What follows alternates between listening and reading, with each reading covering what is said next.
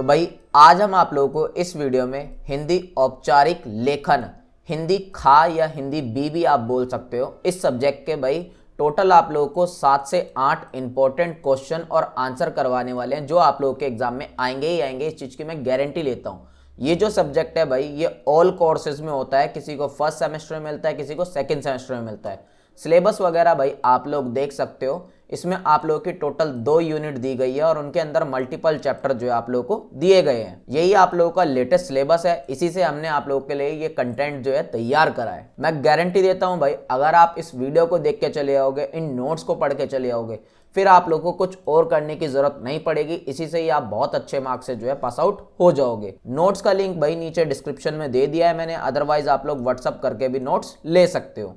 हमारे पहले क्वेश्चन में हमसे ये पूछा जा रहा है कि जो कार्यालय लोगों द्वारा, जो सामान्य लोग हैं, उनके द्वारा जो बोली जाने वाली हिंदी से अलग है या क्या उनके अंदर डिफरेंस है, ये हमें समझाना है अपने पहले क्वेश्चन में। सबसे पहले समझते हैं कि कार्यालय हिंदी या फिर ऑफिशियल हिंदी होती क्या है। कार्यालय हिंदी का सिर्फ उतना सा मतलब यहाँ पे समझ सकते हैं कि जो गवर्नमेंट द्वारा या फिर एक कंपनी द्वारा जो हिंदी यूज की जाती है अपने डेली वर्क में, उसे ही कार्यालय हिंदी कहते हैं। ये जो हिंदी होती है ना, ये नॉर्मली हिंदी से काफी अलग होती है क्योंकि इसके अंदर कुछ ऐसे वर्ड यूज किए जाते हैं जो आम लोगों द्वारा यूज नहीं किए जाते हैं या उन वर्ड के बारे में लोगों को पता ही नहीं होता है। तो इसी तरीके की हिंदी को कहते हैं कार्यालय हिंदी। अब जो इस क्वेश्चन में मेन चीज पूछी जा रही है हमसे कि ये हिंदी किस प्रकार से सामान्य हिंदी से अलग है या उसमें क्या डिफरेंस है, ये हम समझते हैं अपने अगले पॉइंट। ये देखो, ये तो हम सबको पता है कि हिंदी जो है भारत की एक बहुत ही मेन लैंग्वेज है, बहुत ही प्रमुख भाषा है क्योंकि भारत की जो अधिकतर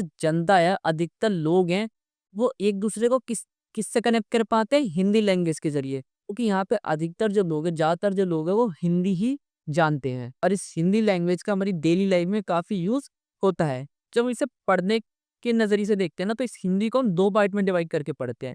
एक जो ऑफिशियल लैंग्वेज है या फिर जो कार्यालय हिंदी है, और एक जो सामान्य हिंदी है। सामान्य हिंदी तो देखो सबके द्वारा बोली जाती है, जो आम लोगों द्वारा बोली जाती है, वो वाली हिंदी जैसे मैं आपसे बात करूं। और एक जो होती है कार्यालय हिंदी, वो ऑफिसों में यूज की जाती है, जैसे किसी गवर्नमेंट ऑफिस में या किसी प्राइवेट ऑफिस में भी इस तरीके की हिंदी यूज की जाती है, उसे ही कार्यालय हिंदी कहते हैं। अब एक एक करके इनके अंदर क्या अंतर होते हैं हम वो देखते हैं। देखो, सबसे पहले जो इसमें अंतर है ना, वो है हमारा शब्दावली। शब्दावली मतलब जो वर्ड मीनिंग में इसके अंदर डिफरेंस आ जाता है, क्योंकि जो कार्यालय हिंदी होती है उसके जो वर्ड है वो काफी अलग हो जाते हैं। कुछ हार्ड वर्ड होते हैं जो नॉर्मली लोगों को नहीं पता होते, और जो सामान्य हिंदी होती है उसके सिंपली कुछ इजी वर्ड होते हैं जो हर किसी को पता होते हैं। देखो, जो कार्यालय हिंदी होती है ना, इसके अंदर जो मेनली जो शब्द होते हैं, जो वर्ड होते हैं, वो किस भाषा से होते हैं, संस्कृत और फारसी। इसके जो शब्द होते हैं ना, उन शब्दों का ज्यादातर यूज होता है कार्यालय हिंदी के अंदर। जैसे कि यहाँ पे मैंने कुछ शब्द भी लिख रखे हैं, अनुरोध करना, दिशा निर्देश, प्राधिकरण, संशोधन। ये कुछ टफ से वर्ड हैं जिनका नॉर्मली लोगों को मतलब भी नहीं पता होता है। वैसे अब ये प्राधिकरण, अब इसका मतलब क्या होता है, किसी आप आम लोग से जाके पूछेंगे तो हर किसी को नहीं पता होगा। आप संशोधन का मतलब जानते होंगे, अनुरोध करना। अब ये अनुरोध जैसा जो वर्ड है, डेली लाइफ में भी अनुरोध जैसा वर्ड यूज थोड़ी करेगा। तो इस तरीके के वर्ड जो होते हैं कार्यालय हिंदी को सामान्य हिंदी से अलग बनाते हैं। ये जो शब्द होते हैं इनका प्रयोग किस चीज में होता है, एक औपचारिक दस्तावेज में। अब मान लेते हैं गवर्नमेंट के थ्रू आपको एक नोटिस भेजा जाता है, उस नोटिस के अंदर जो हिंदी में आपको एक नोटिस लिख के भेजा गया, उसके अंदर ऐसे ऐसे शब्द यूज होंगे या इस तरीके के शब्द यूज होंगे, तो वो जो नोटिस है उसके अंदर जो हिंदी लिखी गई है, वो हिंदी सामान्य हिंदी से अपने आप को अलग हिंदी के रूप में दिखाती है। ठीक है, ये आपकी कार्यालय हिंदी के जो शब्द होते हैं इनके बारे में बताया। अब जो सामान्य हिंदी होती है, सामान्य हिंदी में जो वर्ड यूज किए जाते हैं, जो शब्दों का यूज किया जाता है, वो काफी इजी वर्डों का यूज किया जाता है, जो ज्यादातर आम लोगों को, नॉर्मली लोगों को पता ही होते हैं। जैसे कि कहना, जानना, रखना, मदद करना। अब ऐसे शब्दों का यूज किया जाता है। ये जो वर्ड है, ये शब्द है, ये सभी लोगों को इनका मतलब पता होता है, जो इस तरीके की हिंदी को काफी सरल और सहज बनाती है। तो ये सबसे पहला इनके अंदर डिफरेंस था शब्दावली का। अब जो इसमें अगला डिफरेंस है वो है हमारा व्याकरण। अब व्याकरण का क्या इसमें डिफरेंस आ जाता है, तो कार्यालय हिंदी के अंदर ना व्याकरण का काफी यूज किया जाता है। जैसे कि जो ग्रामेटिकल मिस्टेक होती है उनको ध्यान में रखा जाता है कि कोई ग्रामेटिकल मिस्टेक ना हो। जो हमारा सेंटेंस, जो हमारा वाक्य बोला जा रहा है हिंदी में, जो हम वाक्य बोल रहे हैं, वो पूरा वाक्य है भी या नहीं, इस चीज का भी इसमें काफी ध्यान रखा जाता है। जैसे इंग्लिश में देखते हैं, हमने कोई सेंटेंस लिखा है, उसमें अगर कोई ग्रामेटिकल मिस्टेक हो जाती है तो वो सेंटेंस का अर्थ कभी कभार बदल जाता है। तो ऐसे ही हिंदी में भी जो हमारा सेंटेंस है वो कंप्लीट है भी नहीं, इन सब चीजों का भी इसके अंदर काफी ध्यान रखा जाता है कि कर्ता कहाँ पे आएगा, कर्म कहाँ पे आएगा, क्रिया कहाँ पे आएगी, इन सब चीजों का इनका स्थान कहाँ पे क्या आएगा, इन सब चीजों का भी इसमें काफी ध्यान रखा जाता है। जो हमारा सेंटेंस है वो पूरा कंप्लीट होना चाहिए। जैसे मैंने यहाँ पे एग्जाम्पल भी लिख रखा है कि आपसे अनुरोध है कि आगामी बैठक में उपस्थित हो। अब ये जो वर्ड है, अगर हम किसी को नॉर्मली इस तरीके से बोलना हो, जैसे आम हिंदी में बोलना हो या फिर सामान्य हिंदी में बोलना हो, तो मैं ऐसे थोड़ी बोलेंगे कि आपसे अनुरोध हो कि आगामी बैठक में उपस्थित हो। हम तो सिंपली कह सकते हैं कि आप आने वाली बैठक में आ जाना, इस तरीके से भी बोल सकते हैं। और कार्यालय हिंदी में इस तरीके से नहीं होता। कार्यालय हिंदी में इन सब शब्दों का, उसकी ग्रामेटिकल चीजों का, इन सब चीजों को भी काफी इसमें ध्यान रखा जाता है। तो इसके अंदर क्या व्याकरण में इस पे अंतर था, ये हमने समझा कार्यालय हिंदी का। अब जो सामान्य हिंदी होती है, इसमें क्या व्याकरण से जुड़ी चीजें होती है। तो सामान्य हिंदी में ना व्याकरण का इतना कोई मेन रोल नहीं होता है। हम कैसे भी कुछ भी बोल देते हैं, सेंटेंस हमारा पूरा हो रहा होता है, नहीं हो रहा, तो हम एकदम नॉर्मली कुछ भी यूज कर सकते हैं इसमें। जैसे कि बैठक में आना है, अब जो जैसे हमने ऊपर वाला वर्ड हमने जो पढ़ा था, हमें सेंटेंस कि आपसे अनुरोध है कि आगामी बैठक में उपस्थित हो। अब ये हमने कार्यालय हिंदी के तौर पे बोला। अगर हम सामान्य हिंदी बोले तो आपको बैठक में आना, हम ऐसे ही बोल सकते थे। सेंटेंस इतना बड़ा हमने लिखने की जरूरत ही नहीं थी, हम सीधे बोले थे बैठक में आ जाना, या फिर मुझे बताओ कहीं जाना है क्या। हम छोटी छोटी चीजों का ज्यादा कम से कम वर्ड में अपनी बात कहने की कोशिश करते हैं इसमें। तो इसके अंदर व्याकरण का इतना मेन रोल नहीं होता है जितना कि कार्यालय हिंदी के अंदर होता है। ठीक है, अब जो अगला इसका डिफरेंस है, शैली और संरचना। देखो, तो कार्यालय हिंदी होती है ना, उसकी जो शैली है, वो जिस तरीके से लिखी जा रही है, जो उसका स्ट्रक्चर है, संरचना है, उसका काफी इसके अंदर ध्यान रखा जाता है कि इसमें जो हमने सेंटेंस लिखा है, जो हमने शब्द लिखे हैं, उन सब चीजों को काफी ध्यान में लगकर उन सब चीजों को लिखा जाता है। क्योंकि अगर हो सकता है कि जो हमारा सेंटेंस है, जो हमारा वाक्य है, उससे किसी को गलतफहमी ना हो, इन सब चीजों का इसके अंदर काफी ध्यान रखा जाता है। तो जो कार्यालय हिंदी होती है ना, उसके अंदर अधिकतर क्या क्या चीजें लिखी जाती है, जो हमारा न्यूज़पेपर है, जो हमारे अखबार है, इन सब चीजों को, या फिर नोटिस जो किसी को देना हो, जैसे गवर्नमेंट को नोटिस भेजते किसी को, कोई रिपोर्ट्स हमें देनी हो किसी को, या फिर कोई आदेश, ये सब जो चीजें लिखी जाती है कार्यालय हिंदी में लिखी जाती हैं, जिसका एक फॉर्मेट होता है कि पहले क्या लिखना है, कैसे लिखना है, फिर उसके नीचे क्या लिखना है, फिर ये इस तरीके से फॉर्मेट वाइज जो लिखा जाता है ना, वो इस तरीके की हिंदी में लिखा जाता है। जैसे कि उदाहरण में मैंने लिखा रखा है कि सादर निवेदन है कि आगामी कार्यक्रम की जानकारी शीघ्र प्रस्तुत की जाए। ये पूरी प्रक्रिया और उद्देश्य स्पष्ट रूप से व्यक्त किया गया है। जो हमने सेंटेंस लिखा, मैं सब कुछ इसमें समझ में आ गया कि इसमें क्या बात की गई है। इसमें हमसे सिंपली इतना पूछा है कि जो आने वाला जो कोई कार्यक्रम है, जो उस चीज के बारे में जानकारी जल्द से जल्द दी जाए, इस चीज की इसमें मांग की जा रही है। और जो सामान्य हिंदी होती है, उसमें कोई स्ट्रक्चर नहीं होता, कोई शैली नहीं होती, आप किसी भी तरीके से अपनी बात कह देते हैं। जैसे कि हम मान लेते हैं कि आपको अपने फ्रेंड से ऐसे बोलना है कि मुझे उस चीज की जानकारी दे दे, तो हम इस तरीके से थोड़ी बोलेंगे, सिंपली बोलेंगे कि भाई मुझे उस चीज के बारे में जानकारी दे दे, जल्द से जल्द उसके बारे में मुझे बता दे, मुझे यहाँ जाना। इस तरीके से नॉर्मल वर्डों का यूज करेंगे। तो इस तरीके की हिंदी में, सामान्य हिंदी में ना, ये जो हिंदी होती है अनऑफिशियल होती है, व्यक्तिगत रूप से हमारे इंडिविजुअल रूप से यूज की जाने वाली हिंदी होती है। और इस तरीके की जो हिंदी यूज करते हैं, इससे हमारी जो बात है उसे समझने में काफी सरलता मिलती है और सहज तरीके से हम अपनी बात कह पाते हैं। ऐसी हिंदी काफी यूज होती है मित्रों में, परिवारों में, और जो सामाजिक सर्कल होता है, जब हम समाज में दोस्तों यारों से मिलते रहते हैं, घूमते रहते हैं, जो हमारा सामाजिक कार्य होता है, उन सब चीजों में से हिंदी यूज होती है।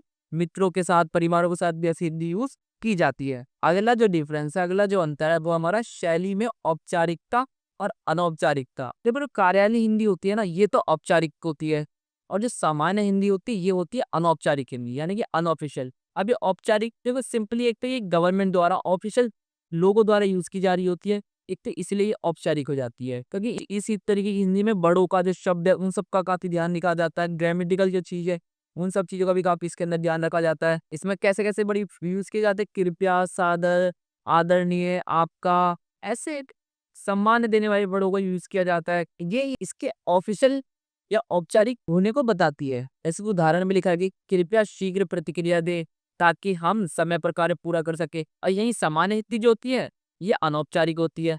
देखिए, इसमें किसी भी वे में हम एक दूसरे से बात कर सकते हैं, कैसे ही वर्डों का यूज कर सकते हैं। कोई सम्मान देने का इसमें कोई जरूरत नहीं होती। नॉर्मली जैसे बात कर रहे हैं, तू, मैं, तू करके, आप करके, कैसे भी बात कर सकते हैं इस तरीके के लिए हिंदी में। जैसे अपने दोस्तों से, अब अपने दोस्तों से आप करके थोड़ी बात करते हैं, क्या बहुत से लोग करते भी होंगे। उदाहरण यहाँ पे एग्जाम्पल भी देता है कि जल्दी बताना, क्या करना है।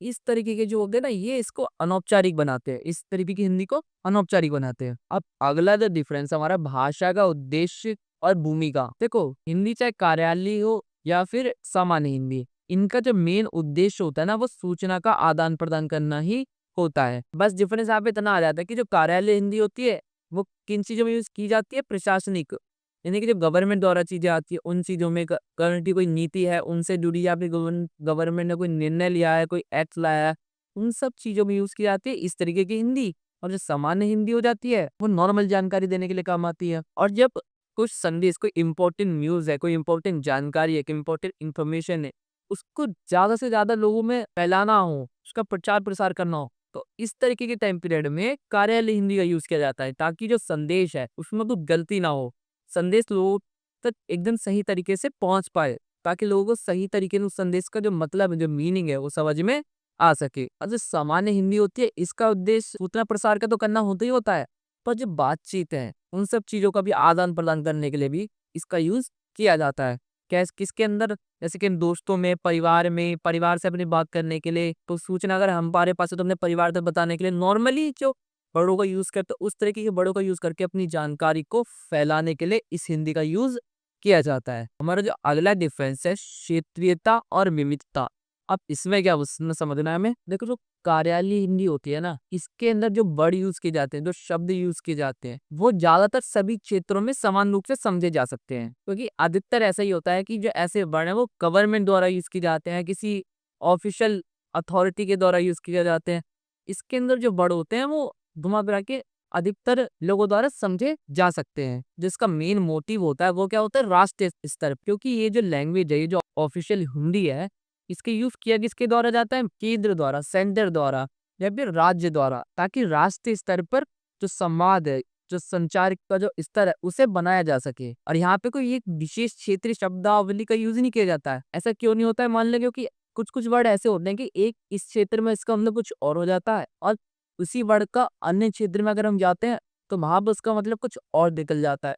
तो इसलिए ऑफिशियल हिंदी का यूज किया जाता है जब संवाद को एक साथ बनाना होता है, नहीं। और जो सामान्य हिंदी होती है, इसका ना क्षेत्रीयता में काफी प्रभाव पड़ता है। ऐसा क्यों होता है, क्योंकि देखो, मैंने आपको बताया ना, कुछ कुछ वर्ड ऐसे होते हैं जिसका मतलब इस क्षेत्र में तो अलग हो जाता है, और उसी का मतलब इस क्षेत्र में कुछ अलग निकल जाता है, तो इससे भी इन सब चीजों में काफी प्रभाव इसका पड़ता है। अब जो अगला डिफरेंस हमारा, वो हमारा तकनीकी शब्दों का प्रयोग। देखो, जो कार्यालय हिंदी होती है ना, इसके अंदर शब्द यूज किए जाते हैं वो तो काफी टफ शब्द होते हैं, जो नॉर्मली लोगों को पता ही नहीं होते उनके मीनिंग। जैसे कि कानून के क्षेत्र में कुछ ऐसे शब्द होते हैं, वित्त के क्षेत्र में या प्रशासनिक क्षेत्र में, जो राजनीति है, उनमें जो कुछ ऐसे शब्द होते हैं जो सभी को हो सकता है कि ना पता हो उनके मतलब। और वहीं सामान्य हिंदी में ऐसा कुछ होता ही नहीं है। जो वर्ड यूज किए जाते हैं ज्यादातर, वो सामान्य लोगों को पता ही होते हैं उनके मतलब, और काफी इजी वर्डों का यूज किया जाता है सामान्य हिंदी के अंदर, जैसे कि काम, मदद, समस्या। ये सिंपल से वर्ड हैं जिनका मतलब अधिकतर लोगों को पता ही होता है। ये निष्कर्ष ये और ऐड कर दीजिएगा इस क्वेश्चन में, आपका यहाँ पे क्वेश्चन पूरा कंप्लीट होता। हमारे दूसरे क्वेश्चन से ये पूछा जा रहा है कि जो व्यावसायिक हिंदी है उसका क्या मतलब होता है। ये चीज हमें एक्सप्लेन करनी है अपने दूसरे क्वेश्चन में। तो देखो, व्यावसायिक हिंदी का सिंपली मीनिंग जो है ना, आपको उसके नाम से समझ में आना चाहिए। व्यावसायिक का क्या मतलब होता है, बिजनेस या फिर इंडस्ट्री। तो बिजनेस के क्षेत्र में या फिर इंडस्ट्री के क्षेत्र में जो लैंग्वेज, जो वर्ड्स यूज किए जाते हैं ना, उसे हम व्यावसायिक हिंदी कहते हैं। जैसे कि जो व्यापार में, उद्योग में, या फिर जो अन्य व्यावसायिक गतिविधियां हैं, जो भी बिजनेस से रिलेटेड जो चीजें होती है, उन सब जगहों पे जो ऐसे वर्ड यूज किए जाते हैं जो बिजनेस से ही रिलेटेड होते हैं, जो व्यवसाय से ही रिलेटेड होते हैं, तो उन्हें हम व्यावसायिक हिंदी कहते हैं। अब ये जो हिंदी है, जो व्यावसायिक हिंदी है, ये बेसिकली जो व्यापारिक समझौते होते हैं, जैसे कि दो लोगों के बीच में कोई समझौता हुआ, कोई डील हुई है अपने बिजनेस को लेके, अगर वो हिंदी लैंग्वेज में हुई है, तो इस समझौते के अंदर जो हिंदी के वर्ड यूज किए गए होंगे बिजनेस से रिलेटेड, वो व्यावसायिक हिंदी कहलाएगी। ऐसी जो व्यापारिक दस्तावेज होते हैं, जो विपणन होता है, जो ग्राहक सेवा होती है, या फिर जो आर्थिक लेन-देन के जो दस्तावेज होते हैं, इनके अंदर जो औपचारिक रूप से जो लैंग्वेज यूज होती है, उसे हम व्यावसायिक भाषा कहते हैं। अभी जो व्यावसायिक हिंदी होते हैं ना, इसका जो मेनली यूज होता है, जो उद्देश्य होता है या फिर जो मोटिव होता है, वो बेसिकली व्यावसायिक कार्यों को, जो व्यावसायिक बिजनेस से रिलेटेड जो कार्य होते हैं, जो बिजनेस से रिलेटेड कामकाज होते हैं, उन सब चीजों को सरल, इजी बनाना और काफी सटीक तरीके से, मतलब काफी अच्छे से करने के लिए किया जाता है। ये जो चीज है, ये व्यापारिक समझौतों को भी मजबूत करता है। इसके साथ-साथ जो ग्राहक होते हैं, उनके साथ भी एक अच्छे संपर्क बनाने के लिए भी काफ़ी इफ़ेक्टिव होता है। अब व्यावसायिक हिंदी को हम अच्छे से एक-एक करके पॉइंट वाइज़ हम समझेंगे, ठीक है? देखो ये तो मैंने आपको बता ही दिया कि व्यावसायिक जो हिंदी होती है, व्यापार में, उद्योग में या फिर व्यापारिक संबंधों जैसे विपणन, ग्राहक सेवा, वित्तीय प्रक्रिया, इन सब चीज़ों में यूज़ होती है बेसिकली। ये जो है केवल एक लैंग्वेज का यूज़ नहीं करती है, बल्कि इसके साथ-साथ व्यावसायिक उपकरण के रूप में भी काम करती है। जो व्यापारिक जो संस्थाएँ हैं, जो व्यापारिक इंडस्ट्री है, उनका जो उद्देश्य है, जो मोटिव है, उन्हें कंप्लीट करने में, उनकी पूर्ति करने में मदद करती है। अब हम ये समझेंगे कि व्यावसायिक हिंदी जो है, इसका विकास कहाँ तक है, ये हिंदी कहाँ का यूज़ की जाती है। अब सबसे पहला जो हमारा पॉइंट है, वो है हमारा व्यापारिक पत्राचार। देखो व्यापारिक पत्राचार का क्या मतलब होता है? तो सबसे पहले तो ये समझ लो, ये जो पत्राचार है ना, हिंदी में लिखा जाता है बेसिकली, ठीक है? इसके अंदर बेसिकली क्या होता है, जो पत्र होते हैं, जो ईमेल होते हैं, जो सर्कुलर होते हैं, जो नोटिस होते हैं, ये सब चीज़ें जब एक कंपनी, एक व्यापारिक कंपनी या फिर व्यापारिक संगठन अपने एम्प्लॉइज़ को, अपने ग्राहकों को, अपने पार्टनर्स को भेजता है ना, तो उसे ही व्यापारिक पत्राचार कहते हैं हम। जैसे मैंने यहाँ पे लिख भी रखा है कि जब एक कंपनी अपने ग्राहकों को, अपने आपूर्तिकर्ताओं को, अपने व्यापारिक भागीदारों को से बात करने के लिए, संवाद करने के लिए, एक-दूसरे से कुछ मीटिंग-वीटिंग करने के लिए जब ऐसी चीज़ें भेजती है, नोटिस भेजती है, कोई ईमेल भेजती है, कोई पत्र भेजती है, तो इसे ही हम व्यापारिक पत्राचार कहते हैं। तो ऐसे में जो इस पत्राचार के अंदर जो हिंदी का इस्तेमाल होता है ना, इसे भी हम व्यापारिक हिंदी या फिर व्यावसायिक हिंदी कहेंगे। अब जैसे मैंने यहाँ पे लिख भी रखे हैं एग्जाम्पल पे, आदेश पत्र या फिर नोटिस और सर्कुलर या फिर प्रस्ताव पत्र। अब आदेश पत्र क्या होता है? देखो आदेश पत्र वो होता है जिसमें उत्पादों या सेवाओं के लिए भेजे गए आदेश में हिंदी का उपयोग किया जाता है। इन पत्र में व्यापारिक आवश्यकताओं को स्पष्ट रूप से बताया जाता है। मतलब आदेश पत्र के अंदर ना बेसिकली जो उत्पाद आपको चाहिए, अपनी कंपनी के लिए जो चीजें चाहिए, उनको मंगाने के लिए ऑर्डर लेटर भेजा जाता है, जिसके अंदर आप अपनी चीजों के बारे में बता दो कि हमें ये उत्पाद चाहिए, ये चीजें चाहिए, इसलिए आदेश पत्र का यूज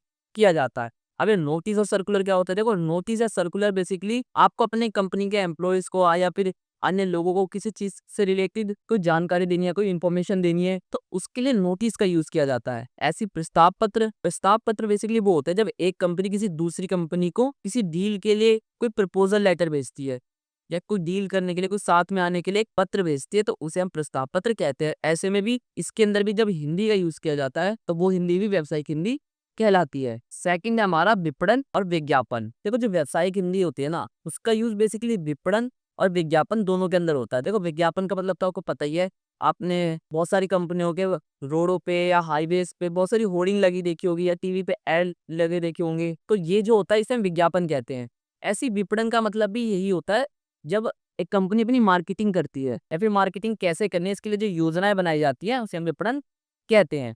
अब देखो जो हिंदी भाषा होती है ना, उसका यूज़ बेसिकली आज के टाइम पे बाज़ारों में, कंपनियों में, उत्पादों की सेवाओं के लिए, उत्पादों के प्रचार-प्रसार के लिए, उत्पादों को प्रमोट करने के लिए आज के टाइम में यूज़ किया जा रहा है। ऐसी जो हिंदी में विज्ञापन होते हैं, तो विज्ञापन के लिए प्रमोट करने के लिए भी अपने प्रोडक्ट्स को, अपने उत्पादों को अगर उसमें हिंदी लैंग्वेजेस का यूज़ किया जाता है, तो ये भी व्यावसायिक हिंदी के क्षेत्र में आ जाती है। अब ये विज्ञापन सामग्री, देखो विज्ञापन सामग्री क्या होगी? देखो व्यापारिक उत्पाद होंगे, जिन उत्पादों का हम प्रमोशन कर रहे हैं, जैसे कि किसी फ़ोन का प्रमोशन करना, ऐसी सेवाओं का प्रमोशन करना, किसी ब्रांड का प्रचार करना, इन सब का प्रचार अगर हिंदी में किया जाता है, तो व्यावसायिक हिंदी के क्षेत्र में आ जाती है। हमारे बेसिकली इंडिया में ही ज़्यादातर लोगों को हिंदी समझ में आती है, तो ज़्यादातर लोगों तक अपने उत्पादों को, अपने ब्रांड का प्रमोट करने के लिए हिंदी में संदेश या फिर मैसेज दिए जाते हैं अपने प्रोडक्ट से जुड़े, अपने प्रोडक्ट को प्रमोट करने के लिए। और ये ग्राहकों को, यानी कि जो ग्राहक हैं, जो कस्टमर है, उनको अपने साथ जोड़ने का एक काफ़ी अट्रैक्टिव तरीका भी बनता जा रहा है। ऐसी प्रचार अभियान, देखो विभिन्न व्यापारी जो कंपनियां होती हैं, वो विज्ञापन, ऑफर्स या डिस्काउंट ऐसी योजनाएं बनाती है। जैसे कि आपने देखा होगा कि बहुत सी चीज़ों पे हमें डिस्काउंट मिलता है, बहुत सी चीज़ों पे हमें कुछ ऑफर मिलता है, जैसे एक के साथ एक फ्री। ऐसी कुछ कंपनियां अपने प्रोडक्ट्स का विज्ञापन भी करती हैं। इन सब चीज़ों में वो हिंदी का यूज़ करती है, हिंदी लैंग्वेजेस का यूज़ करती है, ताकि जो उनकी सेवाएं हैं, जो उनकी प्रोजेक्ट्स हैं, जो इनका प्रचार-प्रसार है, वो ज़्यादा से ज़्यादा लोगों तक हो सके। अब थर्ड है हमारा ग्राहक सेवा। तो ग्राहक सेवा का सिंपली मीनिंग यही होता है कि आप जब मान लो आपने कोई प्रोडक्ट लिया, अमेज़न से कोई प्रोडक्ट मँगाया, अब उस प्रोडक्ट में कोई दिक्कत आ गई, तो आप अमेज़न के कस्टमर केयर से जब बात करेंगे, तो वहाँ पे आपको हिंदी का ऑप्शन भी दिया जाता है, हिंदी में बात करने का ऑप्शन भी दिया जाता है। तो ऐसे में जो हिंदी में बात करने के लिए आपको ऑप्शन दिया जा रहा है, यही आपकी ग्राहक सेवा होती है, जहाँ पे हिंदी लैंग्वेजेस का यूज़ भी अब किया जाने लगा है। मतलब काफ़ी पहले टाइम से ही किया जा रहा है, पर अभी काफ़ी प्रचलन में है। अभी हिंदी का यूज़ क्यों किया जाता है ज़्यादातर? क्योंकि ऑप्शन तो इंग्लिश के भी होते हैं, बहुत से लोग इंग्लिश का यूज़ भी करते हैं, पर अधिकतर जो जनसंख्या, अधिकतर जो लोग हैं, वो हिंदी लैंग्वेज का यूज़ करते हैं, क्योंकि हिंदी जो है वो समझने में काफ़ी आसान हो जाती है। और जो हिंदी बोलने वाले लोग हैं, वो भी यहाँ पर काफ़ी ज़्यादा संख्या में हैं। और इससे क्या होता है ना, जो ग्राहक है, उनकी जो समस्या है, वो भी समझने में काफ़ी आसान हो जाती है और उनका जो सॉल्यूशन है, वो भी आराम से किया जा सकता है। अब ग्राहक शिकायत समाधान, तो ग्राहक द्वारा जो प्रस्तुत शिकायत होती है, उनका जो समाधान होता है, वो भी उन्हें हिंदी लैंग्वेज में, हिंदी में ही बता दिया जाता है।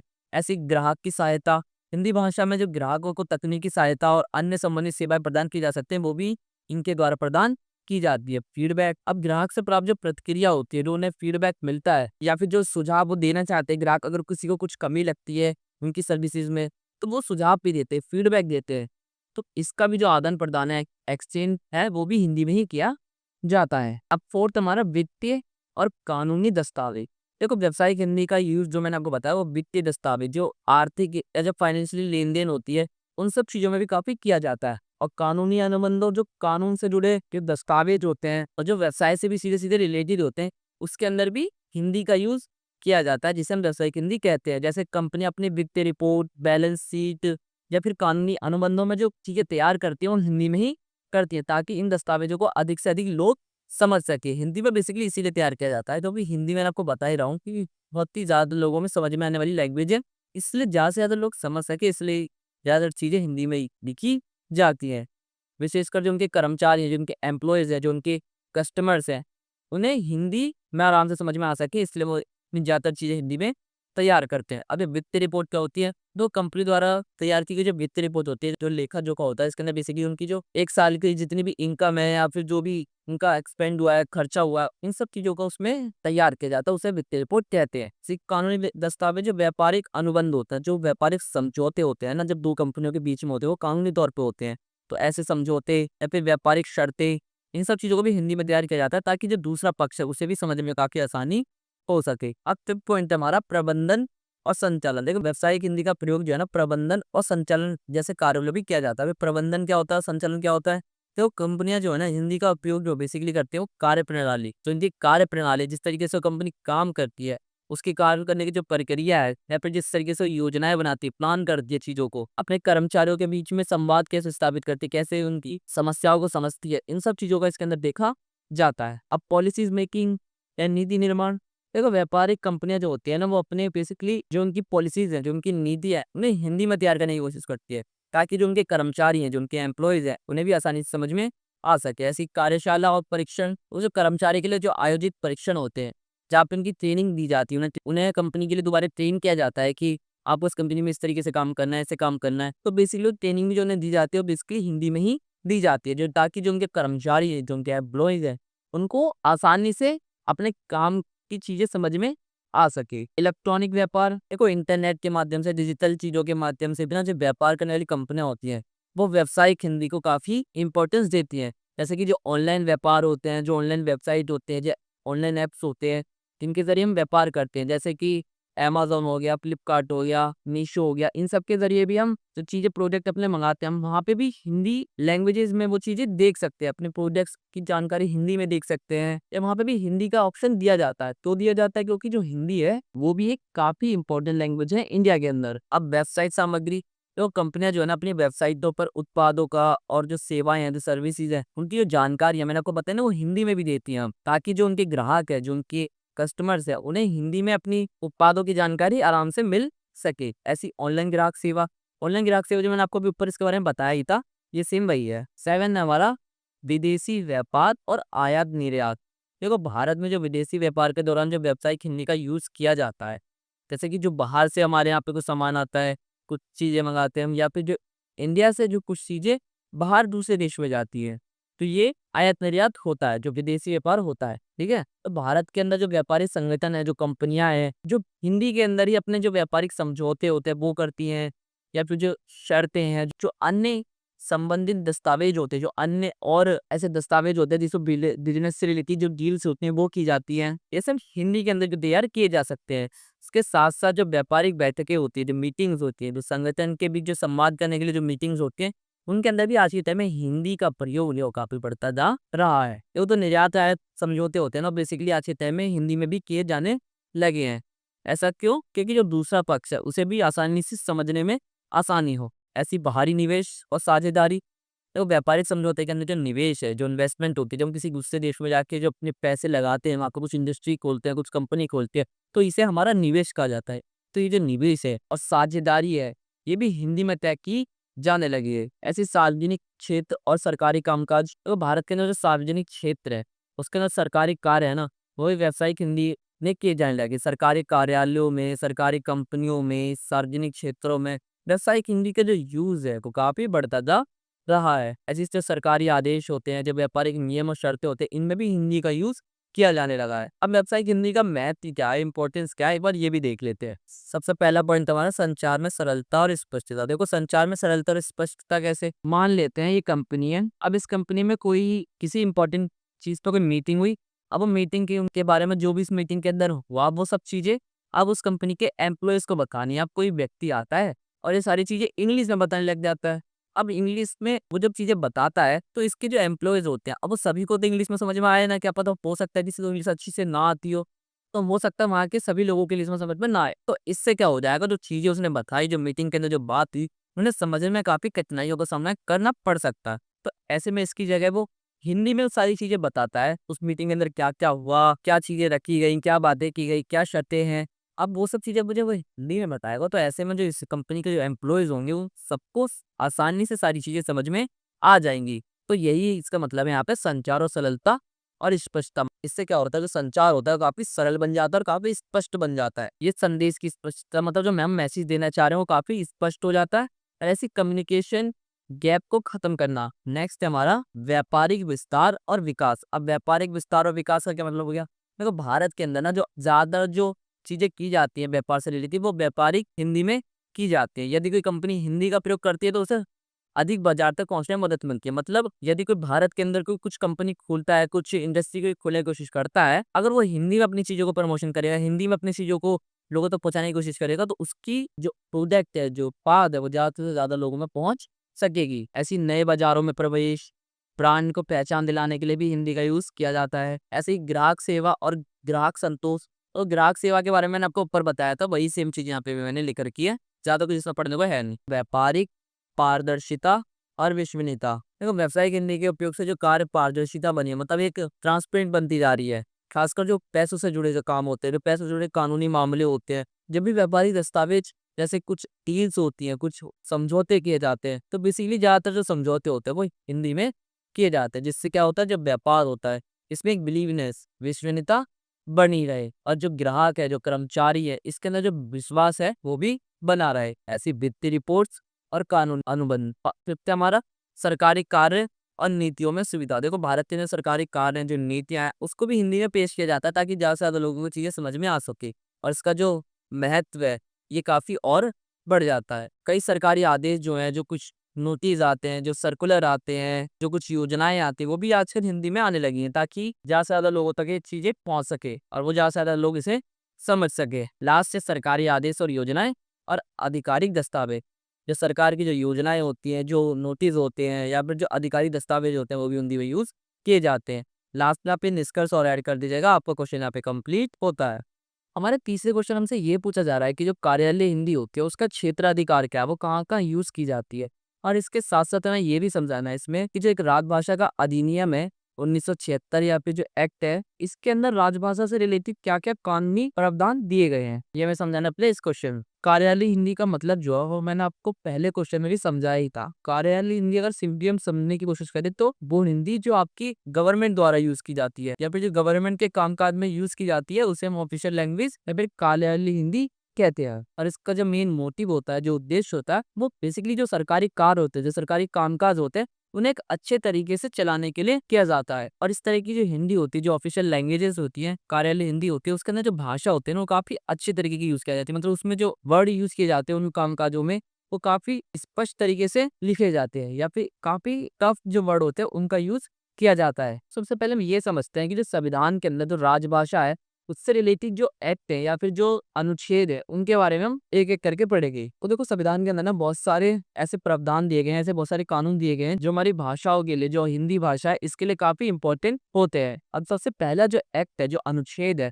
वो आपका अनुच्छेद 343। इसके अंदर हमारी जो हिंदी भाषा है इसे ऑफिशियल लैंग्वेज या फिर आधिकारिक भाषा के रूप में कहा गया है। क्योंकि जो अनुच्छेद 343 है ना, इसके अंदर ये बताया गया है कि जो हिंदी है वो भारत संघ यानी कि जो भारत है उसकी एक आधिकारिक या फिर एक ऑफिशियल लैंग्वेज होगी, या फिर इसे एक सरकार की भाषा या फिर सरकारी भाषा के रूप में भी मान्यता दी गई है। ऐसी जो अंग्रेजी है, जो इंग्लिश है ना, इसे भी आर्टिकल 343 के अंदर ये दर्जा दिया गया है या फिर ये चीज कही गई है कि जो इंग्लिश है उसे भी हम सहायक लैंग्वेज या फिर एक हेल्पफुल लैंग्वेज के रूप में स्वीकार करते हैं, जो मतलब हमारे कामकाज में, जो गवर्नमेंट से रिलेटेड जो कामकाज होते हैं उसमें काफी हेल्पफुल रहेगी। पर जो ऑफिशियल लैंग्वेज है वो आपकी हिंदी ही है। और जो इंग्लिश का यूज है, जो प्रयोग है, वो तब तक जारी रखा जाएगा जब तक हिंदी जो है वो पूरी तरीके से पूरे भारत में बोलना शुरू नहीं किया जाता। यह आर्टिकल 343 के अंदर दिए गए प्रावधान थे। अब आर्टिकल 344 या फिर अनुच्छेद 344, देखो इसके अंदर ना राजभाषा आयोग का गठन। देखो इस आर्टिकल के अंदर बेसिकली ये कहा है कि ऐसे आयोग का गठन करना है या फिर एक ऐसे डिपार्टमेंट का गठन करना है जो हिंदी भाषा के प्रचार प्रसार के लिए कदम उठाए। मतलब जो हिंदी है उसे पूरे भारत में फैलाने की कोशिश करे, या फिर ज्यादा से ज्यादा लोग हिंदी कैसे बोले या फिर हिंदी का जो इम्पोर्टेंस है वो ज्यादा से ज्यादा लोगों तक कैसे फैलाया जाए, इस चीज के बारे में प्लान करने का जो काम है वो इस कमीशन को या फिर इस आयोग को दिया जाता है। और हिंदी के प्रचार प्रसार के साथ साथ ये भी कि जो अलग अलग जो और भाषा है जैसे इंग्लिश है या फिर जो किसी की रीजनल लैंग्वेजेस होती हैं जैसे कि कन्नड़, तमिल, गुजराती, मराठी, ये जो अलग अलग लैंग्वेजेस है इनके साथ भी एक संतुलन स्थापित, एक बैलेंस बना रहे, ताकि हिंदी का तो प्रचार प्रसार होता ही रहे और साथ साथ ये लैंग्वेजेस भी बनी रहे। ये जो आयोग है, ये जो कमीशन का गठन किया जाता है, ये हर 5 साल में अपनी एक रिपोर्ट प्रस्तुत करता है, मतलब एक रिपोर्ट तैयार करता है कि हिंदी का प्रचार प्रसार कैसे हो रहा है, क्या हो रहा है, या फिर हिंदी के प्रचार प्रसार को और बढ़ाने के लिए हम क्या कर सकते हैं। तो एक पूरी रिपोर्ट बनाता है और उसे गवर्नमेंट के सामने, जो सरकार है उसके सामने प्रस्तुत करता है। अभी अनुच्छेद 351 के अंदर हिंदी का प्रचार प्रसार, कि जो हिंदी का प्रचार प्रसार है, जो हिंदी का प्रमोशन है, हिंदी को जो प्रमोट किया जाता है, वो अनुच्छेद 351 के अंदर इस चीज के बारे में बताया गया है। देखो ये जो अनुच्छेद है ना, केंद्र सरकार को, जो सेंट्रल गवर्नमेंट है ना, उसे ये निर्देश देता है, मतलब उसे ये एक सलाह देता है कि वह हिंदी के प्रचार प्रसार को करे। और इसे एक राष्ट्र की एकता का मतलब होता है जो पूरा राष्ट्र है, जो पूरा हमारा देश है, उसे उसमें एकता स्थापित करने के लिए एक लैंग्वेज का यूज किया जाए, ताकि जो साउथ के लोग हैं वो भी हिंदी को समझे, जो नॉर्थ के लोग हैं वो तो हिंदी को समझते ही हैं, या फिर जो अन्य भाषा बोलने लोग हैं वो भी एक ही लैंग्वेज को समझे और के अंदर एक ही लैंग्वेज को लेके एक एकता की भावना बनी रहे। तो जो हिंदी है ना, उसे उच्च शिक्षा, ये जो आपकी 12th के बाद की जो पढ़ाई होती है, ग्रेजुएशन, उसके अंदर भी हिंदी का यूज किया जाता है। उसके साथ साथ जो साहित्य है, जो संस्कृति है, या जो और भी अन्य क्षेत्र है ना, उसके अंदर भी लोकप्रियता बनाने के लिए अलग अलग चीजें करनी चाहिए, ताकि जो हिंदी है वो पूरे व्यापक समाज के अंदर प्रचलित हो सके, मतलब जो हिंदी है वो पूरे समाज के अंदर फैलती चली जाए। अब जो हमारा सेकंड पॉइंट है वह हमारा राजभाषा अधिनियम 1963 और संशोधन 1976 का महत्व। देखो राजभाषा अधिनियम जो 1963 था ना, उसका जो प्रमुख उद्देश्य था, जो मेन मोटिव हुआ करता था, वो था सरकारी कार्यों में जो हिंदी है उसके प्रयोग को बढ़ाना। और जो 1976 में किए गए संशोधन थे उसके जरिए इस एक्ट को और मजबूत किया गया। देखो राजभाषा अधिनियम 1963 क्या था, देखो इसमें हिंदी का सरकारी कार्यों में प्रयोग, मतलब इसमें बेसिकली ये बात की गई थी कि जो हिंदी है उसका जो यूज है वो जो गवर्नमेंट के जो कामकाज है उसमें किया जाए, उसमें इसका यूज ज्यादा से ज्यादा किया जाए। जैसे केंद्रीय सरकार का जो कार्यालय होते हैं उसके अंदर हिंदी का यूज किया जाए, जो मंत्रालय होते हैं उसमें भी हिंदी का प्रयोग को बढ़ाया जाए। साथ ही साथ जो और भी महत्वपूर्ण गवर्नमेंट से रिलेटेड जो दस्तावेज होते हैं, जो नोटिस हमें गवर्नमेंट के थ्रू मिलते हैं, जो पत्राचार होते हैं या फिर जो सरकारी आदेश होते हैं, इसके अंदर भी हिंदी का यूज किया जाए। और जो अंग्रेजी थी इसका यूज एक सहायक लैंग्वेज के रूप में ही किया जाए। मतलब अधिनियम में ये बताने की कोशिश करी जो अंग्रेजी है, जो इंग्लिश है, इसका यूज जो सरकार का जो कामकाजी दस्तावेज होते हैं उसमें तभी तक किया जाना चाहिए जब तक हिंदी का प्रयोग पूरी तरीके से स्थापित ना हो जाए। मतलब बेसिकली समझाना चाह रहे हैं कि इंग्लिश को बस इसीलिए यूज किया जाना चाहिए क्योंकि हिंदी जो है पूरी तरीके से कंप्लीटली पूरे इंडिया में नहीं बोली जा रही है। पर जिस टाइम हिंदी पूरी तरीके से हमारे इंडिया में कंप्लीटली बोली जाएगी, सभी को समझ में आने लगेगी, तब इंग्लिश का यूज सरकारी कामकाज से, सरकारी गवर्नमेंट जो कामकाज होते हैं उनसे हटा देना चाहिए। अब राजभाषा संशोधन अधिनियम 1976, देखो हिंदी को प्राथमिकता देना, इसके अंदर भी बेसिकली हिंदी को ही प्राथमिकता देने की बात की गई थी। और कार्यालयों में हिंदी का प्रशिक्षण, देखो सरकार ने ये बताने की कोशिश करी जो सरकारी कर्मचारी होते हैं, जो सरकारी एम्प्लॉयज होते हैं, उनको भी हिंदी में काम करने के लिए ट्रेनिंग दी जानी चाहिए। और इसे लागू करने के लिए अलग अलग जो विभाग है, जो अलग अलग डिपार्टमेंट है, जो अलग अलग मंत्रालय है, उसके अंदर हिंदी की कार्यशालाओं या प्रशिक्षण कार्यक्रम, मतलब जो ट्रेनिंग कैंपेन्स होते हैं, उन सब चीजों को चालू करना चाहिए। अब थर्ड पॉइंट है हमारा कार्यालय हिंदी के क्षेत्राधिकार। अब कार्यालय हिंदी का यूज कहाँ कहाँ किया जाता है हम उसे पढ़ते हैं। देखो राजभाषा अधिनियम 1976 के जो अकॉर्डिंग है कार्यालय हिंदी का जो प्रयोग है वो गवर्नमेंट सेक्टर्स में किया जाता है बेसिकली ज्यादातर। तो केंद्रीय कार्यालयों में हिंदी का प्रयोग मतलब जो सेंट्रल मंत्रालय होते हैं उनके अंदर हिंदी का यूज, और जो केंद्र के जो सरकारी मंत्रालय होता है ना, जो विभाग होते हैं, जो डिपार्टमेंट्स होते हैं, उसके अंदर हिंदी का जो यूज है वो करना बहुत जरूरी होता है। मतलब वहाँ पे हिंदी का यूज ज्यादातर किया जाता है। ऐसे हिंदी में सरकारी आदेश, जो गवर्नमेंट कोई आदेश जारी करती है, कोई नीति, कोई दस्तावेज, कोई नियमावली, कोई कानून से जुड़े कुछ चीजें जारी करती है, तो उन्हें हिंदी में भी तैयार करना बहुत जरूरी होता है, क्योंकि जो हमारा एक वर्ग है, जो विशेष वर्ग है, वो हिंदी ही समझता है। ऐसे केंद्र सरकार के जो आदेश हैं, जो अधिसूचनाएं होती हैं, जो अन्य सरकारी जो भी सरकारी दस्तावेज देते हैं, उनको हिंदी में भी तैयार करना बहुत ज्यादा जरूरी होता है। राज्य स्तर पर हिंदी का प्रयोग देखो, राज्य स्तर पर जो राज्य के भी जो मंत्रालय होते हैं उनके अंदर भी हिंदी का यूज बेसिकली ज्यादातर किया जाता है। जो राज्य जो स्टेट है वो भी हिंदी के प्रचार प्रसार के लिए बहुत सी चीजें, बहुत से कदम उठाता हैगा। ऐसी केंद्र सरकार ने राज्य को प्रेरित किया है कि वे अपने स्थानीय कार्यालयों में हिंदी का अधिकतम प्रयोग करें। मतलब जो सेंट्रल गवर्नमेंट है ना, वो स्टेट की गवर्नमेंट को और प्रमोट करती है और मोटिवेट करती है कि अपने कार्यालयों में ज्यादा से ज्यादा हिंदी का यूज करने की कोशिश करे। जबकि इसके साथ साथ जो और भी भाषाएं, जो और किसी की रीजनल लैंग्वेजेस हैं, उनका भी सम्मान, उनकी भी रिस्पेक्ट की जानी चाहिए।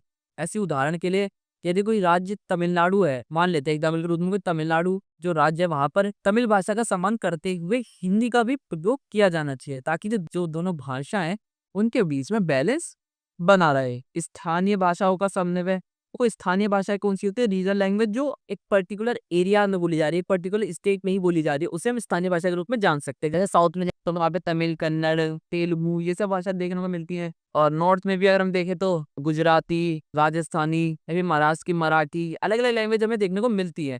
बट ये कि पर्टिकुलर स्टेट में ही बोली जाती है, पूरी तरीके से ऑल ओवर इंडिया में नहीं बोली जाती है। तो इन भाषाओं का भी सम्मान किया जाना चाहिए और इसके साथ साथ हिंदी को प्रमोट करते रहना चाहिए। इससे क्या होता है? इससे ये होगा कि ना ही दूसरों की लैंग्वेजेस का अपमान होगा और उसके साथ साथ हमारी हिंदी को प्रमोट करने में भी कोई हानि नहीं होगी। अब राजभाषा नीति उस पर अमल देखो, भारत सरकार की जो राजभाषा की नीति है, जो नियम है या फिर जो पॉलिसी है, उसमें हिंदी के प्रयोग को ही बढ़ावा दिया जाता है और उसे सरकारी कार्यों में स्थापित करने के लिए बनाई गई है। मतलब जो हिंदी है उसे सरकार के जो कामकाज है उसमें यूज करने के लिए बेसिकली बनाया गया है। अब ये राजभाषा दिवस और उसका महत्व देखो, हर साल ये 14 सितंबर है ना, इस दिन को राजभाषा दिवस के रूप में मनाया जाता है। मतलब इस दिन को हिंदी दिवस या फिर राजभाषा दिवस के रूप में मनाया जाता है। इस दिन को मनाने का जो मेन मोटिव होता है वो हिंदी के प्रयोग को, हिंदी का जो यूज है उसे और बढ़ावा देने की कोशिश की जाती है और पूरे समाज में जागरूकता हिंदी के प्रति फैलाने की कोशिश भी की जाती है। इस दिन जो सरकार के जो कार्यालय होते हैं और जो विभाग होते हैं, इसके अंदर भी बहुत से कार्यक्रम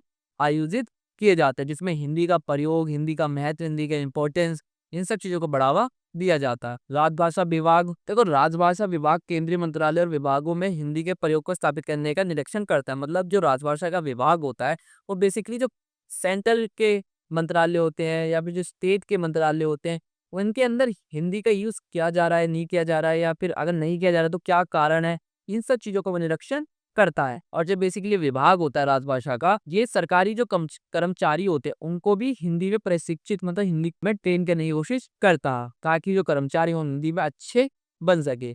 अब निरंतर निगरानी और मूल्यांकन, तो सरकारी कार्यालयों में हिंदी के प्रयोग पर निरंतर निगरानी की जाती है, मतलब मॉनिटर किया जाता है कि जो हिंदी का यूज और गवर्नमेंट के जो सेक्टर्स है उनमें यूज किया जा रहा है या नहीं किया जा रहा है। और अगर कुछ गलतियां हो रही हैं, कुछ गलत चीजें हो रही हैं, तो उन चीजों के प्रति सुधार भी किया जाता है। और जब मंत्रालय है, इनके द्वारा जो राजभाषा पुरस्कार प्रदान किए जाते हैं, किनको? एम्प्लॉयज को, उनके जो कार्यालय है उनको, ताकि इससे हिंदी के प्रति जो मोटिवेशन है वो और बढ़ सके। लास्ट में आप निष्कर्ष और एडिट कर दीजिएगा, आपका मोशन आपका कंप्लीट होता है।